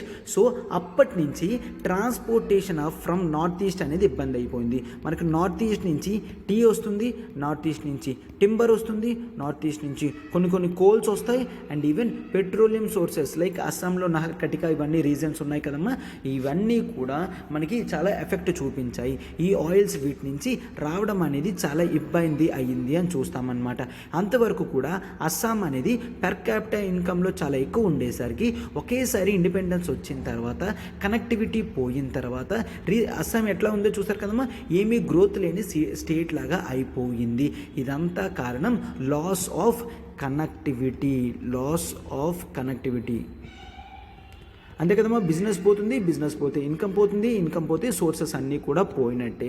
సో ఈ లాస్ ఆఫ్ కనెక్టివిటీ అనేది అప్పుడే వాళ్ళు ఫస్ట్ టైం చెక్ చేయడం అనేది జరిగింది. బట్ ఏమైంది, 1965 తర్వాత మనం జనరల్గా ఏంటి, చికెన్ స్నాక్ కారిడార్ అది యూస్ చేస్తున్నాం, రైట్? సిలిగురి కారిడార్ అనేది యూస్ చేస్తున్నాం. బట్ అది చాలా కాస్ట్లీ అఫేర్ అయిపోయింది అనమాట. ఓకేనా? సేమ్ రూట్ నుంచి వెళ్ళడం, వన్ వే అవ్వడం, అట్లా చాలా ఇబ్బంది అనేది అవుతుంది అని చూసాము. ఆ తర్వాత పాకిస్తాన్ వాళ్ళకి రిక్వెస్ట్ చేస్తే ఈస్ట్ పాకిస్తాన్ వాళ్ళు డినై చేశారు. చేశారు. ఏంటంట, ఇప్పుడు ఇది ఇండియా ఉంది, ఇక్కడ నార్త్ ఈస్ట్ అనేది ఉండి బంగ్లాదేశ్ నుంచి నార్త్ ఈస్ట్కి సింపుల్గా వెళ్ళడానికి వాళ్ళు ఒప్పుకోలేదు. అయితే బంగ్లాదేశ్ ఇప్పుడు వచ్చిన తర్వాత 1971 తర్వాత ఏమైనా చేంజెస్ వచ్చాయి అంటే ఒక్కసారి చూడమ్మా. 1917 తర్వాత మనం ట్రెడిషనల్ రివర్స్ ఏవైతే ఉన్నాయో వాటిని రివైవ్ చేయడం జరిగింది, కన్సర్వ్ చేయడం జరిగింది. వాటిని మనం ఈ విధంగా యూజ్ చేయడం కూడా జరుగుతుంది అని చూస్తామన్నమాట. Okay, traditional river, land trade and communication routes ఇవన్నీ కూడా పెంచడం జరిగింది. ల్యాండ్ ట్రేడ్, కమ్యూనికేషన్ రూట్స్ ఇవన్నీ కూడా క్లియర్గా ఉన్నాయి అని మనం చూస్తున్నాం అనమాట. ఓకే, ఈ డిగ్రీ కాకపోతే ఒక మిస్ట్రస్ట్ అనేది రెండింటి మధ్య ఉండడం చూసామప్పుడు బంగ్లాదేశ్ ఇష్యూస్ చాలా వరకు రావడం జరిగింది. బట్ ఎప్పుడైతే షేక్ హసీనా గవర్నమెంట్ వాళ్ళు అవామీ లీగ్ అనేది రావడం జరిగిందో 2009 తర్వాత ఆ మిస్ట్రస్ట్ అంతా కూడా పోయి మనము ల్యాండ్ బౌండరీ అగ్రిమెంట్స్ కూడా 2015లో చేసుకున్నాం కదమ్మా. ఆ ల్యాండ్ బౌండరీ అగ్రిమెంట్స్ వీటన్నిటి తర్వాత ప్రజలందరికీ కూడా పీపుల్ టు పీపుల్ రిలేషన్షిప్ పెరగడం జరిగింది. ఆ తర్వాత మనం వాటర్ వేస్, రోడ్ వేస్ అనేది క్లియర్గా ఎస్టాబ్లిష్ చేస్తున్నాం నార్త్ ఈస్ట్కి ఫ్రమ్ బంగ్లాదేశ్ అనమాట. అండ్ బస్ సర్వీస్ కూడా త్రిపుర అగర్తల ప్లేస్ నుంచి కోల్కత్తా నుంచి వయా ఎక్కడికమ్మా ఢాకా, అంటే కలకత్తా నుంచి ఢాకా నుంచి త్రిపుర వెళ్ళేటట్టు మనం హోల్ మల్టీ మోడల్ ట్రాన్స్పోర్టేషన్ అనేది చేయడం జరిగింది అని కూడా క్లియర్గా చూస్తాము. ఓకేనా, బ్యారేజెస్ వేయడం జరిగింది, ట్రైల్స్ రన్ చేసాం, అన్నీ కూడా చేసాము. ఓకేనా, అయితే ఇప్పుడు రీసెంట్గా బంగ్లాదేశ్ గవర్నమెంట్ ఇచ్చిన ఆఫర్ అనేది మనకి ఏ విధంగా యూజ్ అవుతుందో ఒక్కసారి చూడండి అమ్మా. మనకి అస్సాం, మేఘాలయ, త్రిపుర, మిజోరాం వీటన్నిటితో కూడా మనకి బార్డర్ విత్ బంగ్లాదేశ్ అనేది 1879 స్క్వేర్ కిలోమీటర్స్ అనేది ఉంది. 1879 కిలోమీటర్స్ అనేది బార్డర్ ఉంది. సో ఈ బార్డర్ అంతా కూడా మనం సెక్యూర్డ్గా ఓన్లీ ట్రేడ్కి యూజ్ అయ్యేటట్టు చేయగలము. అండ్ ఆ తర్వాత ఇండియాకి ప్రెస్టీజియస్ యాక్ట్ ఈస్ట్ పాలసీ అనేది ఉంది. ఆ తర్వాత ఈ యాక్ట్ ఈస్ట్ని మనం act east through north east అని కూడా పెట్టడం జరిగింది. Act east through north east అంటే నార్త్ ఈస్ట్ని డెవలప్ చేసి నార్త్ ఈస్ట్ నుంచి యాక్ట్ ఈస్ట్కి వెళ్ళాలి. అంటే మిగిలిన ఏషియన్ కంట్రీస్కి, సదరన్ కంట్రీస్కి రీచ్ అవుతూ ఇండియా యొక్క కెపాసిటీస్ అనేవి ప్రూవ్ చేయాలి అని పెట్టుకోవడం అనేది జరిగింది. బట్ ఎంతవరకు కూడా కనెక్టివిటీ ప్రాజెక్ట్స్ కూడా క్లియర్గా అవ్వలేదు. సో ఇప్పుడు ఈ బంగ్లాదేశ్ వాళ్ళు చేంజ్ అవ్వడం వలన రీసెంట్గా బంగ్లాదేశ్ ప్రైమ్ మినిస్టర్ మనకి యాక్సెప్టెన్స్ ఇవ్వడం వలన మనం ఇప్పుడు దాన్ని ఖచ్చితంగా చూడగలము అని చూస్తామన్నమాట. ఓకే, సో ఇటువంటివన్నీ కూడా క్లియర్గా ఉండాలి. ఈ పోర్ట్ అనేది ఎందుకు ఇంపార్టెంట్ అంటే ఆల్రెడీ మనం అస్సాం అండ్ ఇప్పుడున్న బెంగాల్ రైల్వే రూట్ ఏదైతే ఉందో అది ఆ గూడ్స్ అనేవి చిట్టగాంగ్ నుంచి రిమోటెస్ట్ పార్ట్ ఆఫ్ ది రీజన్కి అనేవి వెళ్తున్నాయి. బట్ ఇప్పుడు ఆ స్టేషన్ అనేది క్లోజ్ అవ్వడం వలన అక్కడ చాలా వరకు ట్రేడ్ అనేది ఆగిపోయింది. ఇప్పుడు ఎప్పుడైతే చిట్టగాంగ్ పోర్ట్ అనేది యాక్సెప్టెన్స్ ఇస్తారో ఆ ట్రేడ్ అటువంటివన్నీ కూడా రివైవ్ అవుతాయి అని చెప్తాము అనమాట. ఓకే, సో అయితే యాక్షన్స్ అనేవి చాలా స్పీడ్గా ఉండి మనము క్లోజ్గా తీసుకొని వెళ్ళాలి అని చూస్తామన్నమాట. ఆ చిట్టగాంగ్ పోర్ట్ అండ్ మరొక పోర్ట్ కూడా ఉంది కదమ్మా, ఆ రెండు పోర్టుల్ని కూడా మనం ఎస్టాబ్లిష్ చేసుకొని నీట్గా ముందుకు వెళ్తే చాలా మంచిది అని చెప్తున్నారనమాట. సో దాంతో మెయిన్ ల్యాండ్ నుంచి నార్త్ ఈస్ట్ ఇండియా అనేది ఏమాత్రం కూడా వేరేగా కాకుండా ఇంటిగ్రేటెడ్ ఇండియాలోనే క్లియర్గా కనిపిస్తుంది అని చూస్తామన్నమాట. ఓకే, ఎస్, ఇవి ఖచ్చితంగా మనకు లాంగ్ టర్మ్లో యూజ్ అవుతాయి, ఈవెన్ షార్ట్ టైంలో కూడా మనకి హెల్ప్ అవుతాయి అన్నమాట. సో మనం అందుకనే ఏ మోడల్ అమ్మా, multi modal transit system for goods and for human people ట్రావెలింగ్కి దీనికి యూస్ చేస్తాము. ఓకేనా, ఎస్, మేఘాలయలో దావ్కి రీజన్ కానీ, అస్సాంలో సుతర్కండి రీజన్ కానీ, త్రిపురలో అఖౌరా రీజన్ కానీ ఇవన్నీ కూడా మనం లింకప్ చేస్తున్నాము అని చెప్తున్నాం అనమాట. ఓకే, ఈ షిప్స్ ఇవన్నీ కూడా ఇట్లా వెళ్ళేటప్పుడు they go through Gomti river. Okay, Gomti river మీద నుంచి వెళ్తాయి. సో గుర్తుంచుకోండి, మనం బంగ్లాదేశ్ నుంచి వెళ్తుంటే సో ఈ గోమతి రివర్ కూడా మనకి వస్తుంది అని కూడా చూస్తామన్నమాట. Okay, yes. అండ్ కొన్ని నార్త్ ఈస్ట్ నుంచి ఉన్న రివర్స్ కానీ ఇవన్నీ లైక్ ఫేనీ రివర్ కానీ ఇవన్నీ కూడా మనం హెల్ప్ చేసుకోవచ్చు ట్రేడ్కి, ట్రాన్స్పోర్ట్కి, ట్రాన్సిట్కి అని కూడా చూస్తామన్నమాట. ఓకే, ఇదమ్మా ఆర్టికల్. అందుకని దీన్ని కాల్ ఆఫ్ పోర్ట్ అని పెట్టడం జరిగింది. అంటే ఫస్ట్ ఇండియా నుంచి బంగ్లాదేశ్కి రీచ్ అవుతాం, బంగ్లాదేశ్ నుంచి మళ్ళీ ఇండియాకి రీచ్ అవుతాం. సో ఈ విధంగా ఇండియాకి గూడ్స్ అనేవి చాలా స్పీడ్గా తక్కువ ధరలోకి వెళ్తుంది కాబట్టి ఇండియాకి బెనిఫిట్. అండ్ మధ్యలో బంగ్లాదేశ్ ఉంది కాబట్టి బంగ్లాదేశ్ కూడా కాస్త రెవెన్యూ అనేది జనరేట్ అవుతుంది. సో రెవెన్యూ ఎప్పుడైతే జనరేట్ చేసే వాళ్ళు కనిపించారో ఆ బిజినెస్ని వాళ్ళు వదులుకోవడానికి చూడరు. సో ఈ విధంగా మనం ఇది చూస్తామన్నమాట. ఓకే, ఇదమ్మా ఆర్టికల్. పూర్తిగా డీటెయిల్డ్గా డిస్కస్ చేయడం జరిగింది. ఇంపార్టెంట్ లొకేషన్స్ అన్నీ కూడా చూపించాను. సో ఆ డేటా అంతా కూడా జాగ్రత్తగా ఒక్కసారి అక్కడ మ్యాప్ బేసిస్ పాయింట్లో జాగ్రత్తగా అబ్జర్వ్ చేస్తే మీకు నెక్స్ట్ ప్రిలిమ్స్లో ఈ జూన్ 5th అయిన ప్రిలిమ్స్లో మీకు హెల్ప్ఫుల్ అవుతుందన్నమాట. Okay, yes. ఇప్పుడు మనం నెక్స్ట్ ఆర్టికల్కి వెళ్తున్నాం, చూడండి. మన నెక్స్ట్ ఆర్టికల్ చూడమ్మా, why are India's foreign exchange reserves falling. Okay, India యొక్క ఫారెన్ ఎక్స్చేంజ్ రిజర్వ్స్ ఏవైతే ఉన్నాయో అవి ఎందుకు ఫాల్ అవుతుంది, ఎందుకు పడిపోతుంది అనేది క్లియర్గా చూడాలి అంటే ఒక్కసారి చూడండి అమ్మా. First of all, foreign exchange అంటే ఏంటి? విదేశీ యొక్క కరెన్సీని మనం ఫారెన్ ఎక్స్చేంజ్ అని అంటాము. ఎందుకు ఎక్స్చేంజ్ చేసుకోవాలి ఫారెన్ కరెన్సీ అంటే ప్రతి కంట్రీ కూడా మరొక కంట్రీతో ట్రేడ్, వాణిజ్య ఒప్పందాలు అనేవి చేసుకుంటుంది, వాణిజ్యం అనేది జరుగుతుంది. అంటే ఏ అనేది ఒక పెన్సిల్ కానీ పెన్ కానీ పంపిస్తే ఆ పెన్సిల్ పెన్ కానీ కొన్నందుకు బి అనేది అమౌంట్ అనేది ఇస్తుంది, అవునా కాదు? సో ట్రేడ్లో మనం జనరల్గా గ్లోబల్ లెవెల్ మొత్తం కూడా ప్రతి కంట్రీ ట్రేడ్లో పార్టిసిపేట్ చేస్తుంది. సో ట్రేడ్లో మనం ఎక్స్పోర్ట్ చేస్తాము, ఇంపోర్ట్స్ కూడా చేసుకుంటున్నాము. ఓకేనా? ఏ జనరల్గా పెన్ పంపించవచ్చు, అట్నుంచి పెన్సిల్ కూడా తీసుకోవచ్చు. ఓకే, ఈజీ ఎగ్జాంపుల్స్ ఇస్తున్నానమ్మా. పెన్ అనేది పంపించవచ్చు, పెన్సిల్ అనేది తెప్పించుకోవచ్చు. సో ఆ రెండింటికి ఎక్స్చేంజ్ అనేది ఏ విధంగా చేస్తాం? ఒక అమౌంట్ అనేది చేస్తూ ఉంటాము. ఆ అమౌంట్ని ఫారెన్ ఎక్స్చేంజ్ అని అంటామన్నమాట. ఇన్ జనరల్గా మనం ఏది చేస్తామమ్మా? డాలర్స్లో ట్రేడ్ అనేది చేస్తారు ప్రతి కంట్రీ. ఓకేనా? అమెరికాతో ప్రతి కంట్రీ ట్రేడ్ రిలేషన్స్ మెయింటైన్ చేస్తుంది కాబట్టి ప్రతి కంట్రీ కూడా మ్యాక్సిమం డాలర్స్తోనే చేస్తుంది. అంటే ఏ పెన్సిల్ కొన్నప్పుడు బీకి డాలర్ పే చేస్తుంది, బి పెన్ కొన్నప్పుడు ఏ దగ్గర నుంచి డాలరే పే చేస్తుంది.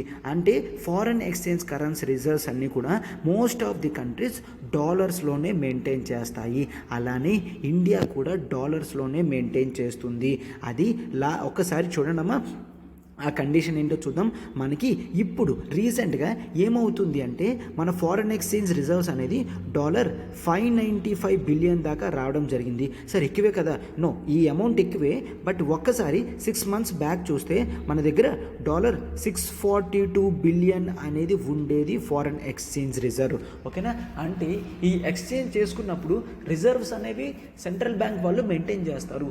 ఎందుకంటే పేమెంట్ అనేది మనం డాలర్స్లో చేస్తాం కాబట్టి. ఇప్పుడు చూడండి, ఏ అనే కంపెనీ వాడు ఇది ఇండియా, జపాన్ నుంచి ఒక ప్రోడక్ట్ తెచ్చుకోవాలి. సో ఈ ఇండియాలో ఉన్న వ్యక్తి ఆర్బీఐ దగ్గరికి వెళ్ళి, ఓకే నేను 1000 రూపీస్ ఇస్తున్నాను, ఆ 1000 రూపీస్తో నువ్వు జపాన్ నుంచి ఒక ప్రోడక్ట్ తెచ్చి నాకు ఇవ్వు అనేసి. ఎస్, ఈ 1000 రూపీస్తో ఇండియా ఏం చేస్తుంది? ఆర్బీఐ 1000 రూపీస్ని 100 yen మారుస్తుంది. ఎన్ అనేది జపనీస్ కరెన్సీ అనుకోండి. ఓకే, ఆర్ ఇన్ జనరల్గా ఈ 1000 రూపీస్ని ఒక $30 కింద మారుస్తుంది. ఓకే, ఒక $30 కింద మార్చినప్పుడు ఈ $30తోని మనం ఏంటి జపాన్కి ఇస్తాం, జపాన్లో వాళ్ళు తీసుకుంటారు, ఆ డాలర్స్లో ఉంచి లోకల్ పీపుల్కి మళ్ళీ ఎన్ అనేది ఇస్తారు. లోకల్ పీపుల్కి ఎన్ అనేది ఇచ్చి ఆ ప్రోడక్ట్ కొని వీళ్ళకి పంపిస్తారు. అండ్ ఈ పంపించిన తర్వాత మనం ఏం చేస్తాం? మళ్ళీ ఎక్స్పోర్ట్ చేసాము అనుకోండి, ఎక్స్పోర్ట్ చేసిన వాళ్ళు ఏం చేస్తారు? డబ్బులు ఇండియన్ రూపీస్లో ఇస్తారు, ఆ తర్వాత ఫారెన్ ఎక్స్చేంజ్ కరెన్సీ కొంటారు, మళ్ళీ వాళ్ళు రూపీస్లో తీసుకుంటారు. అర్థమవుతుంది కదమ్మా? మనము ఒకవేళ ఏదైనా కొన్నాము అంటే ఆర్బీఐకి డబ్బులు ఇస్తాము, ఆర్బీఐ మనకు కొంటుంది, అక్కడ వాళ్ళు ఫారెన్ ఎక్స్చేంజ్లో పే చేస్తారు. అండ్ మనం ఏదైనా అమ్మాము అంటే మనకు డబ్బులు వస్తాయి కదా, వేరే కంట్రీ వాళ్ళు డాలర్స్ ఇస్తారు, ఆర్బీఐ డాలర్స్ ఉంచుకుంటుంది, మనకు రూపీస్లో డొమెస్టిక్ లెవెల్లో ఇస్తుంది అనమాట. ఈ విధంగా జరుగుతుంది. అయితే మనం అందుకనే ఫారెన్ ఎక్స్చేంజ్ రిజర్వ్స్ అనేవి అనేవి మెయింటైన్ చేస్తాము. ఎవరు ఎప్పుడు ఎంత అడుగుతారో తెలియదు కాబట్టి రిజర్వ్స్ అనేవి మెయింటైన్ చేస్తాము. రిజర్వ్స్ ఎక్కువ ఉన్నాయి అంటే మన కరెన్సీ అనేది స్టేబుల్గా ఉన్నట్టు. బట్ ఇప్పుడు చాలా స్పీడ్గా పడిపోతుంది అనమాట. ఎంతవరకు అమ్మా 4% మేరకు మన డాలర్తో కంపేర్ చేస్తే ఇండియన్ రూపీ వాల్యూ పడిపోయింది. సార్ ఇండియన్ రూపీ వాల్యూ పడిపోవడం అంటే ఏంటో ఒక్కసారి చూడండి అమ్మా. ప్రెజెంట్ కాంటెక్స్ట్ కూడా ఏంటి అంటే డాలర్తో పోలిస్తే రూపీ వాల్యూ అనేది ఫాల్ అయిపోతుంది. ఎంత అంట, ఒకప్పుడు జనరల్గా 50-60లో ఉండేది 70కి వచ్చింది. 70 నుంచి 80 రూపీస్ దాకా వచ్చేస్తుంది. ఇప్పుడు అట్లాగా కంటిన్యూ అయితే 2030 కల్లా అంటే నెక్స్ట్ మరొక జనరల్గా 7-8 ఇయర్స్ కల్లా 94 రూపీస్ దాకా వెళ్ళే ఛాన్స్ ఉంటుంది. సార్ ఏంటి సార్ ఇది, ఒక్కసారి చూడండి అమ్మా, మీకు ఈజీగా అర్థమైనట్టు చెప్తాను. ఇండియాలో మ్యాంగో ఉంది. ఇండియాలో ఒక మ్యాంగో కాస్ట్ అనేది 20 రూపీస్ అనుకోండి. ఇండియాలో ఒక మ్యాంగో కాస్ట్ 20 రూపీస్. ఓకే, అయితే ఇప్పుడు ఒక డాలర్ ఉంది. డాలర్కి 40 రూపీస్ అనుకోండి. డాలర్కి 40 రూపీస్ ఇస్తున్నాము అనుకోండి. అయితే ఒక డాలర్కి మనం ఎన్ని మ్యాంగోస్ ఇస్తున్నామమ్మా? 2 మ్యాంగోస్ ఇస్తున్నాము. వాడు $1 పెట్టి ఇండియా నుంచి 2 మ్యాంగోస్ కొనుక్కున్నాడు. ఓకే, ఇది ఎప్పుడు ఇది $1 = 40 రూపీస్. 2 మ్యాంగోస్ అనేవి వచ్చాయి. అదే ఒక $1 కొన్ని రోజుల తర్వాత 60 రూపీస్ అయ్యింది. అంటే ఒక డాలర్కి మనం ఇప్పుడు ఎన్ని మ్యాంగోస్ ఇస్తున్నామమ్మా? 3 మ్యాంగోస్ అనేవి ఇస్తున్నాం. సేమ్ డాలర్కి 3 మ్యాంగోస్ ఇస్తున్నాం. ఓకే, అలాగా అది 80 రూపీస్కి వెళ్ళింది. అంటే సేమ్ ఒకే డాలర్కి ఇప్పుడు ఎన్ని మ్యాంగోస్ ఇస్తున్నామమ్మా? 4 మ్యాంగోస్ ఇస్తున్నాము. అంటే ఇక్కడ ఎవరి వాల్యూ పడుతుంది? రూపీ వాల్యూ పడుతుందా, డాలర్ వాల్యూ పడుతుందా? రూపీ వాల్యూ అగెయిన్స్ట్ డాలర్ పడిపోతుంది అని చూస్తాము అన్నమాట. ఓకే, సో ఈ విధంగా మనము అబ్జర్వ్ చేస్తాము. సో రూపీ వాల్యూ అనేది డిప్రిషియేట్ అయిపోతుంది అని అంటామన్నమాట. ఇప్పుడు అర్థమైంది కదమ్మా. ట్రేడ్ చేసినప్పుడు కూడా అలానే, అంటే ఒక $1 కొనాలి అన్నా కూడా మనం 4 మ్యాంగోస్ ఇచ్చి $1 కొనుక్కొని మన రిజర్వ్స్లో $1 అనేది పెంచాలి. ఈ విధంగా జనరల్గా మనకి రూపీ డాలర్ వాల్యూ చూస్తామన్నమాట. ఇది చాలా ఫ్యాక్టర్స్ మీద కన్సిడరేషన్ అయి ఉంటుంది. అండ్ ఇన్ జనరల్ కూడా మన ఫారెక్స్ అనేది కేవలం డాలర్స్లోనే కాదు, ఎక్కువ డాలర్స్లో ఉంటుంది. ఈవెన్ యూరోస్లో కూడా ఉంటుంది. యూరోస్లో ఉన్నప్పటికీ కూడా జనరల్గా డాలర్తో కంపేర్ చేస్తే యూరో వాల్యూ పడిపోవడం, ఇన్ జనరల్గా ఓవరాల్గా ఫారెక్స్ రిజర్వ్స్ అనేవి చాలా మేరకు డ్రాప్ అయిపోయాయి అని చూస్తామన్నమాట. ఓకే, సో దీంతో చాలా ఇబ్బంది వస్తుంది. అందుకని ఇండియా కొన్ని మెషర్స్ కూడా తీసుకుంది. అది ఒకసారి చూద్దాం. అయితే ఎంత వాల్యూ అయినా ఇండియన్ రూపీ వాల్యూ ఏ విధంగా కనుక్కుంటామో చూడండి అమ్మా. ఇండియన్ రూపీ వాల్యూ అనేది చాలా ఫ్యాక్టర్స్ మీద జనరల్గా అప్లికేషన్ అయి ఉంటుంది అన్నమాట. ఓకే, కరెన్సీని మనం జనరల్గా డిమాండ్తో చూస్తాము. అంటే ఏంటి, ఒకవేళ కరెన్సీ సప్లై పెరిగింది అనుకోండి, గుర్తుంచుకోండి అమ్మా, కరెన్సీ సప్లై పెరిగితే వాల్యూ ఆఫ్ రూపీ అనేది తగ్గిపోతుంది. అదే కరెన్సీ యొక్క డిమాండ్ అనేది పెరిగితే వాల్యూ ఆఫ్ కరెన్సీ అనేది కూడా పెరుగుతుంది అని చూస్తామన్నమాట. సప్లై పెరిగితే వాల్యూ తగ్గిపోతుంది, బట్ డిమాండ్ పెరిగితే మాత్రం వాల్యూ పెరుగుతుంది. ఎందుకంటే ఒక 10 మందికి వచ్చి అందరికీ కూడా నాకు రూపీస్ కావాలి అంటే మనం ఏం చెప్తాం? నువ్వు ఎంతవరకు కూడా $60 రూపీస్ అన్నావు. నో, నువ్వు డాలర్కి నేను 50 రూపీస్ మాత్రమే ఇస్తాను. ఎంతమందికి కావాలంటే 10 మందికి కూడా కావాలి. అయితే నేను 50 రూపాయలు కూడా ఇవ్వను, 40 రూపాయలకే ఇస్తాను అనేసి అన్నా కూడా అందరూ వస్తున్నారంటే డిమాండ్ అలానే పెరుగుతూ ఉంటే మనకి ఇక్కడ ఏమవుతుందమ్మా? రూపీ స్ట్రాంగ్ అవుతుంది, ఎప్రిషియేషన్ అవుతుంది. అవునా, 3 మ్యాంగోస్ ఇచ్చే చోట 2 మ్యాంగోస్ మాత్రమే ఇస్తున్నాము అంటే మనకి ఎక్కువ పవర్ ఉన్నట్టే కదా. అట్లాగా జనరల్గా డిసైడ్ చేస్తామన్నమాట. So currency demand and supply బట్టి మనం జనరల్గా చూస్తూ ఉంటాము. ఒకవేళ అయితే ఇక్కడ ఇన్ జనరల్గా ఏం జరుగుతుంది, మనకి ఫారెక్స్ కరెన్సీస్ కానీ రిజర్వ్స్ కానీ ఇవన్నీ కూడా మనం ట్రేడ్ చేస్తూ ఉంటాం, రైట్? సో ట్రేడ్ జరుగుతున్నప్పుడు గూడ్స్ అండ్ సర్వీసెస్ అనేవి ఎక్స్చేంజ్ అవుతూనే ఉంటాయి ఎకానమీలో. అయితే ఇప్పుడు ఇన్ జనరల్గా ఏం చేసాము, ఈ విధంగా ఎప్పుడైతే జరిగిందో, గ్లోబల్ ఎకానమీ మొత్తం ఎప్పుడైతే పడిందో, ఇన్ జనరల్గా ఫారెన్ కంట్రీలో యూఎస్లో ఫెడ్ అనేది ఉంది. ఫెడ్ అంటే యూఎస్ ఫెడరల్ బ్యాంక్స్ అనమాట. ఈ యూఎస్ ఫెడరల్ బ్యాంక్ ఏం చేసింది అంటే, వాళ్ళు ఏదైతే ఇంట్రెస్ట్ రేట్ ఇస్తారో ఆ ఇంట్రెస్ట్ రేట్ అనేది పెంచడం జరిగింది.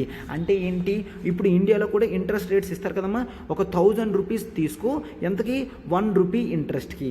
సో అలానే అక్కడ బ్యాంక్స్ ఏం చెప్తుంది, నువ్వు ఒకవేళ నా దగ్గర మనీ అనేది డిపాజిట్ చేసావంటే నీకు కొంత ఇంట్రెస్ట్ అనేది ఇస్తాను. ఆ ఇంట్రెస్ట్ రేట్ పెంచారు అంటే ఏం చేశారు, అప్పుడు వెంటనే డెవలపింగ్ కంట్రీస్ లైక్ ఇండియా నుంచి కానీ చైనా నుంచి కానీ అమౌంట్ అంతా తీసి ఫెడరల్ రిజర్వ్లో పెట్టేస్తారు. ఎందుకంటే ఎక్కువ ఇంట్రెస్ట్ రేట్ ఇస్తుంది కాబట్టి. ఓకేనా, ఇండియాలోకి ఇన్వెస్ట్మెంట్స్ వస్తూ ఉంటాయి కదమ్మా, ఫారిన్ ఇన్వెస్ట్మెంట్స్ వస్తాయి కదా, ఆ ఫారిన్ ఇన్వెస్ట్మెంట్స్ అన్నీ కూడా తీసేసి ఫెడరల్ రిజర్వ్స్లో పెడితే మన ఫారెక్స్ రిజర్వ్స్ అన్నీ కూడా తగ్గిపోతూ ఉంటాయి. అండ్ వీటిని కంట్రోల్ చేయడానికి ఇండియా ఇప్పుడు ఏం చేసింది, సెంట్రల్ బ్యాంక్ కూడా ఇంట్రెస్ట్ రేట్ పెంచింది. అంటే ఎంతవరకు ఏంటి, నువ్వు 1000 రూపీస్ ఫారెక్స్ తీసుకొని వచ్చి పెట్టావు, నీకు 1 రూపీ ఇంట్రెస్ట్ రేట్ ఇస్తాను. బట్ అందరూ కూడా 100 రూపీస్ తీసేస్తే మిగిలిన వాళ్ళు తీకన్నా ఉండడానికి ఏం చెప్తాం, అరే బాబు నువ్వు 1 రూపీ కాదు, నీకు ఇక్కడ నుంచి 1.5 రూపీ ఇంట్రెస్ట్ రేట్ అనేది పే చేస్తానంటే కొంతవరకు ఆగుతారు కదా. ఎస్, ఎందుకంటే అమెరికాలో ఎంతైతే పెరిగిందో ఇక్కడ అంత పెంచి డిఫరెన్స్ లేకన్నా చేశాము అంటే కొంత బయటికి వెళ్ళకన్నా ఉండే ఛాన్స్ ఉంటుంది. సో అందుకనే కొంతమంది ఉంటారు. సో ఈ విధమైన మెషర్స్ కూడా ఇండియా తీసుకొని రావడం జరిగింది అని చూస్తామన్నమాట. ఓకే, చాలా వరకు 2013తో కంపేర్ చేస్తే ఇండియన్ రూపీ వాల్యూ అనేది కంప్లీట్లీ 15% దాకా పడిపోయింది అని చూస్తామన్నమాట. అండ్ ఈ ఫెడ్ రిజర్వ్స్ ఇవన్నీ ఏవైతే ఉన్నాయో ఇంట్రెస్ట్ రేట్స్ పెంచడం అన్నీ కూడాను గ్లోబల్లో ఎకానమీ ట్రేడ్ అనేది పెంచడానికి. ఓకేనమ్మా, సో ఇక్కడ ఫెడ్ రిజర్వ్స్ జనరల్గా పెరిగితే మనకి ఎందుకు ఇండియన్ కరెన్సీ వాల్యూ తగ్గిపోతుందంటే ఒక్కసారి చూడమ్మా, మనకి అమెరికా నుంచి ఇన్వెస్ట్మెంట్ చేస్తారు, ఎఫ్డిఐ ఫారెన్ డైరెక్ట్ ఇన్వెస్ట్మెంట్స్ చేస్తారు. ఎఫ్డిఐ చేస్తున్నారంటే ఏంటి, డాలర్స్ ఇస్తున్నారు, వాళ్ళకి రూపీస్ కావాలి డాలర్స్ ఇస్తున్నారు. అంటే మన దగ్గర ఉన్న ఫారెన్ కరెన్సీ రిజర్వ్ అనేది పెరుగుతుంది, అంటే రూపీ డిమాండ్ పెరుగుతుంది. ఏం చెప్పాను, రూపీ డిమాండ్ పెరిగితే వాల్యూ పెరుగుతుందని. ఒక్కసారి చూడమ్మా, ఫెడరల్ రిజర్వ్ అనేది ఇంట్రెస్ట్ రేట్ పెంచితే అందరికీ కూడా ఏంటి, రూపీస్ ఇచ్చేస్తారు, నాకు డాలర్ కావాలి అంటారు.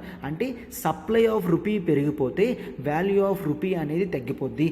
ఇప్పుడు అదే జరుగుతుంది, మార్కెట్లో సప్లై ఆఫ్ రూపీ అనేది పెరిగి ఫారెన్ కరెన్సీ డిమాండ్ పెరిగిపోవడంతో రూపీ వాల్యూ తగ్గి ఫారెన్ కరెన్సీ వాల్యూ అనేది పెరిగిపోతుంది అని చూస్తున్నాం అనమాట. సో ఇమీడియట్ మెషర్స్ మీద ఆర్బీఐ డెసిషన్ తీసుకుంటేనే చాలా బాగుంటుంది అనే దృష్టిలో మనం చూస్తామన్నమాట. ఓకే, సో ఇది అమ్మ ఆర్టికల్ అంతా కూడా నీట్గా డీటెయిల్డ్గా ఎగ్జామ్ ఓరియంటెడ్లో కంప్లీట్గా కాంప్రహెన్సివ్గా చెప్పడం జరిగింది. ఓకేనా, ఎస్. అయితే ఇప్పుడు ఆర్బీఐ ఎటువంటి మెషర్ కూడా తీసుకోలేదు, ఎందుకంటే RBI free exchange floating rate అనేది జనరల్గా చూస్తున్నాం అనమాట. Okay, yes. ఓకే, సో ఇప్పుడు జనరల్గా ఏంటి అంటే ఆర్బీఐ దగ్గర మనం ఫారెన్ ఎక్స్చేంజ్ కరెన్సీస్ ఉంచుతాం కదమ్మా, ఆ ఫారెన్ ఎక్స్చేంజ్ కరెన్సీ అనేది ఈరోజు టు ద డేట్ ఎంత రిజర్వ్స్ ఉన్నాయో ఫారెక్స్ రిజర్వ్స్లో మీరు డేటా అనేది పెట్టండి. Okay, yes. సో దీంతో మీకు కొన్ని క్వశ్చన్స్ అడగడం జరిగింది, మీ పార్టిసిపేషన్ లెవెల్స్ అన్నీ పెరుగుతాయమ్మా. సో కామెంట్ బాక్స్లో పెట్టండి. ఓకేనా, ఎస్. అండ్ మన ప్రతి ఆర్టికల్ వెనకాతన చాలా హార్డ్ వర్క్ అనేది ఉంటుందమ్మా, మీరు దాన్ని ఎప్రిషియేట్ చేస్తారని మేము అనుకుంటున్నాము. సో లైక్ బటన్ పెట్టండి, ఆ లైక్ బటన్ హిట్ చేయండి, ఫెలో ఆస్పిరెంట్స్కి షేర్ చేయండి అమ్మా. And do comment also, classes ఎట్లా ఉన్నాయో చెప్తే మాకు మరింత రిజర్వేషన్ అనేది అనిపిస్తుంది అనమాట. ఎస్, చాలామంది కామెంట్స్ పెడుతున్నారు, I feel very thankful to them. మీరు ఇట్లాంటి కోఆపరేషన్ చేస్తే నేను మరింత మంచి ఆర్టికల్స్ తీసుకొని మీకు మరింత నాలెడ్జ్ ఎన్హాన్స్మెంట్లో నేను హెల్ప్ చేస్తాను. Okay, yes. ఒక్కసారి చూడము, మనం ఎల్టీఎక్స్ క్లాసెస్ నుంచి important program degree plus IAS అనేది తీసుకొని రావడం జరిగింది విశాఖపట్నంలో. అది కూడా కేవలం 50,000 పేమెంట్తోనే, ప్రాణం 50,000 పేమెంట్తో మీరు సివిల్స్ కంప్లీషన్ అనేది స్టార్ట్ చేయొచ్చు. ఎర్లీగా ప్రిపరేషన్ స్టార్ట్ చేస్తేనే ఛాన్సెస్ ఆఫ్ సక్సెస్ అనేది చాలా ఎక్కువ ఉంటుంది అనమాట. Under the guidance of Suresh sir మనం స్టార్ట్ చేయడం జరుగుతుంది. ఎక్కడమ్మా, విశాఖపట్నంలో. ఓకే, విశాఖపట్నంలో under the guidance of Suresh sir అనేది మనం పెడుతున్నాం. దాంతో మనం ఒకసారి మీరు కోర్స్ ప్యాకేజ్ అనేది డెడికేటెడ్గా కంప్లీట్ చేస్తే, అంటే మనం డిగ్రీ ఫస్ట్ ఇయర్లో ఏం చెప్తాం, డిగ్రీ సెకండ్ ఇయర్లో ఏం చెప్తాం, డిగ్రీ థర్డ్ ఇయర్లో ఏం చెప్తామని హోల్ టోటల్గా పెట్టడం అనేది జరుగుతుంది. దీంతో మనం free upgradation to all courses కూడా డిగ్రీ థర్డ్ ఇయర్ తర్వాత ఇస్తాం. అండ్ ఆప్షనల్ కూడా కంప్లీట్ అయిన తర్వాత కాంప్లిమెంట్ కింద ఇస్తామన్నమాట. కోర్స్ ప్యాకేజ్ మొత్తం కూడా మీకు లైఫ్ టైం వ్యాలిడిటీ వస్తుంది. సో 50,000 అనేది చాలా వైబుల్ అమౌంట్ అమ్మా, మీరు వెంటనే జాయిన్ అవ్వగలరు. ఉంటారు. ఇక్కడ చూడండి, మీకు ఇంకే ఫర్దర్ ఇన్ఫర్మేషన్ కావాలనుకున్నా కూడా ఇక్కడ నెంబర్ చూడండి 7893899553. మీరు ప్రత్యూష మ్యామ్కి ఎటువంటి ఎంక్వైరీ అడిగినా మ్యామ్ సాల్వ్ చేస్తారు. లేదు మీరు మన వైజాగ్ బ్రాంచ్ విజిట్ అయినా కూడా సార్తో మాట్లాడి మీరు మాట్లాడి క్లారిటీగా తెచ్చుకోవచ్చు అనమాట. Okay, yes, thank you.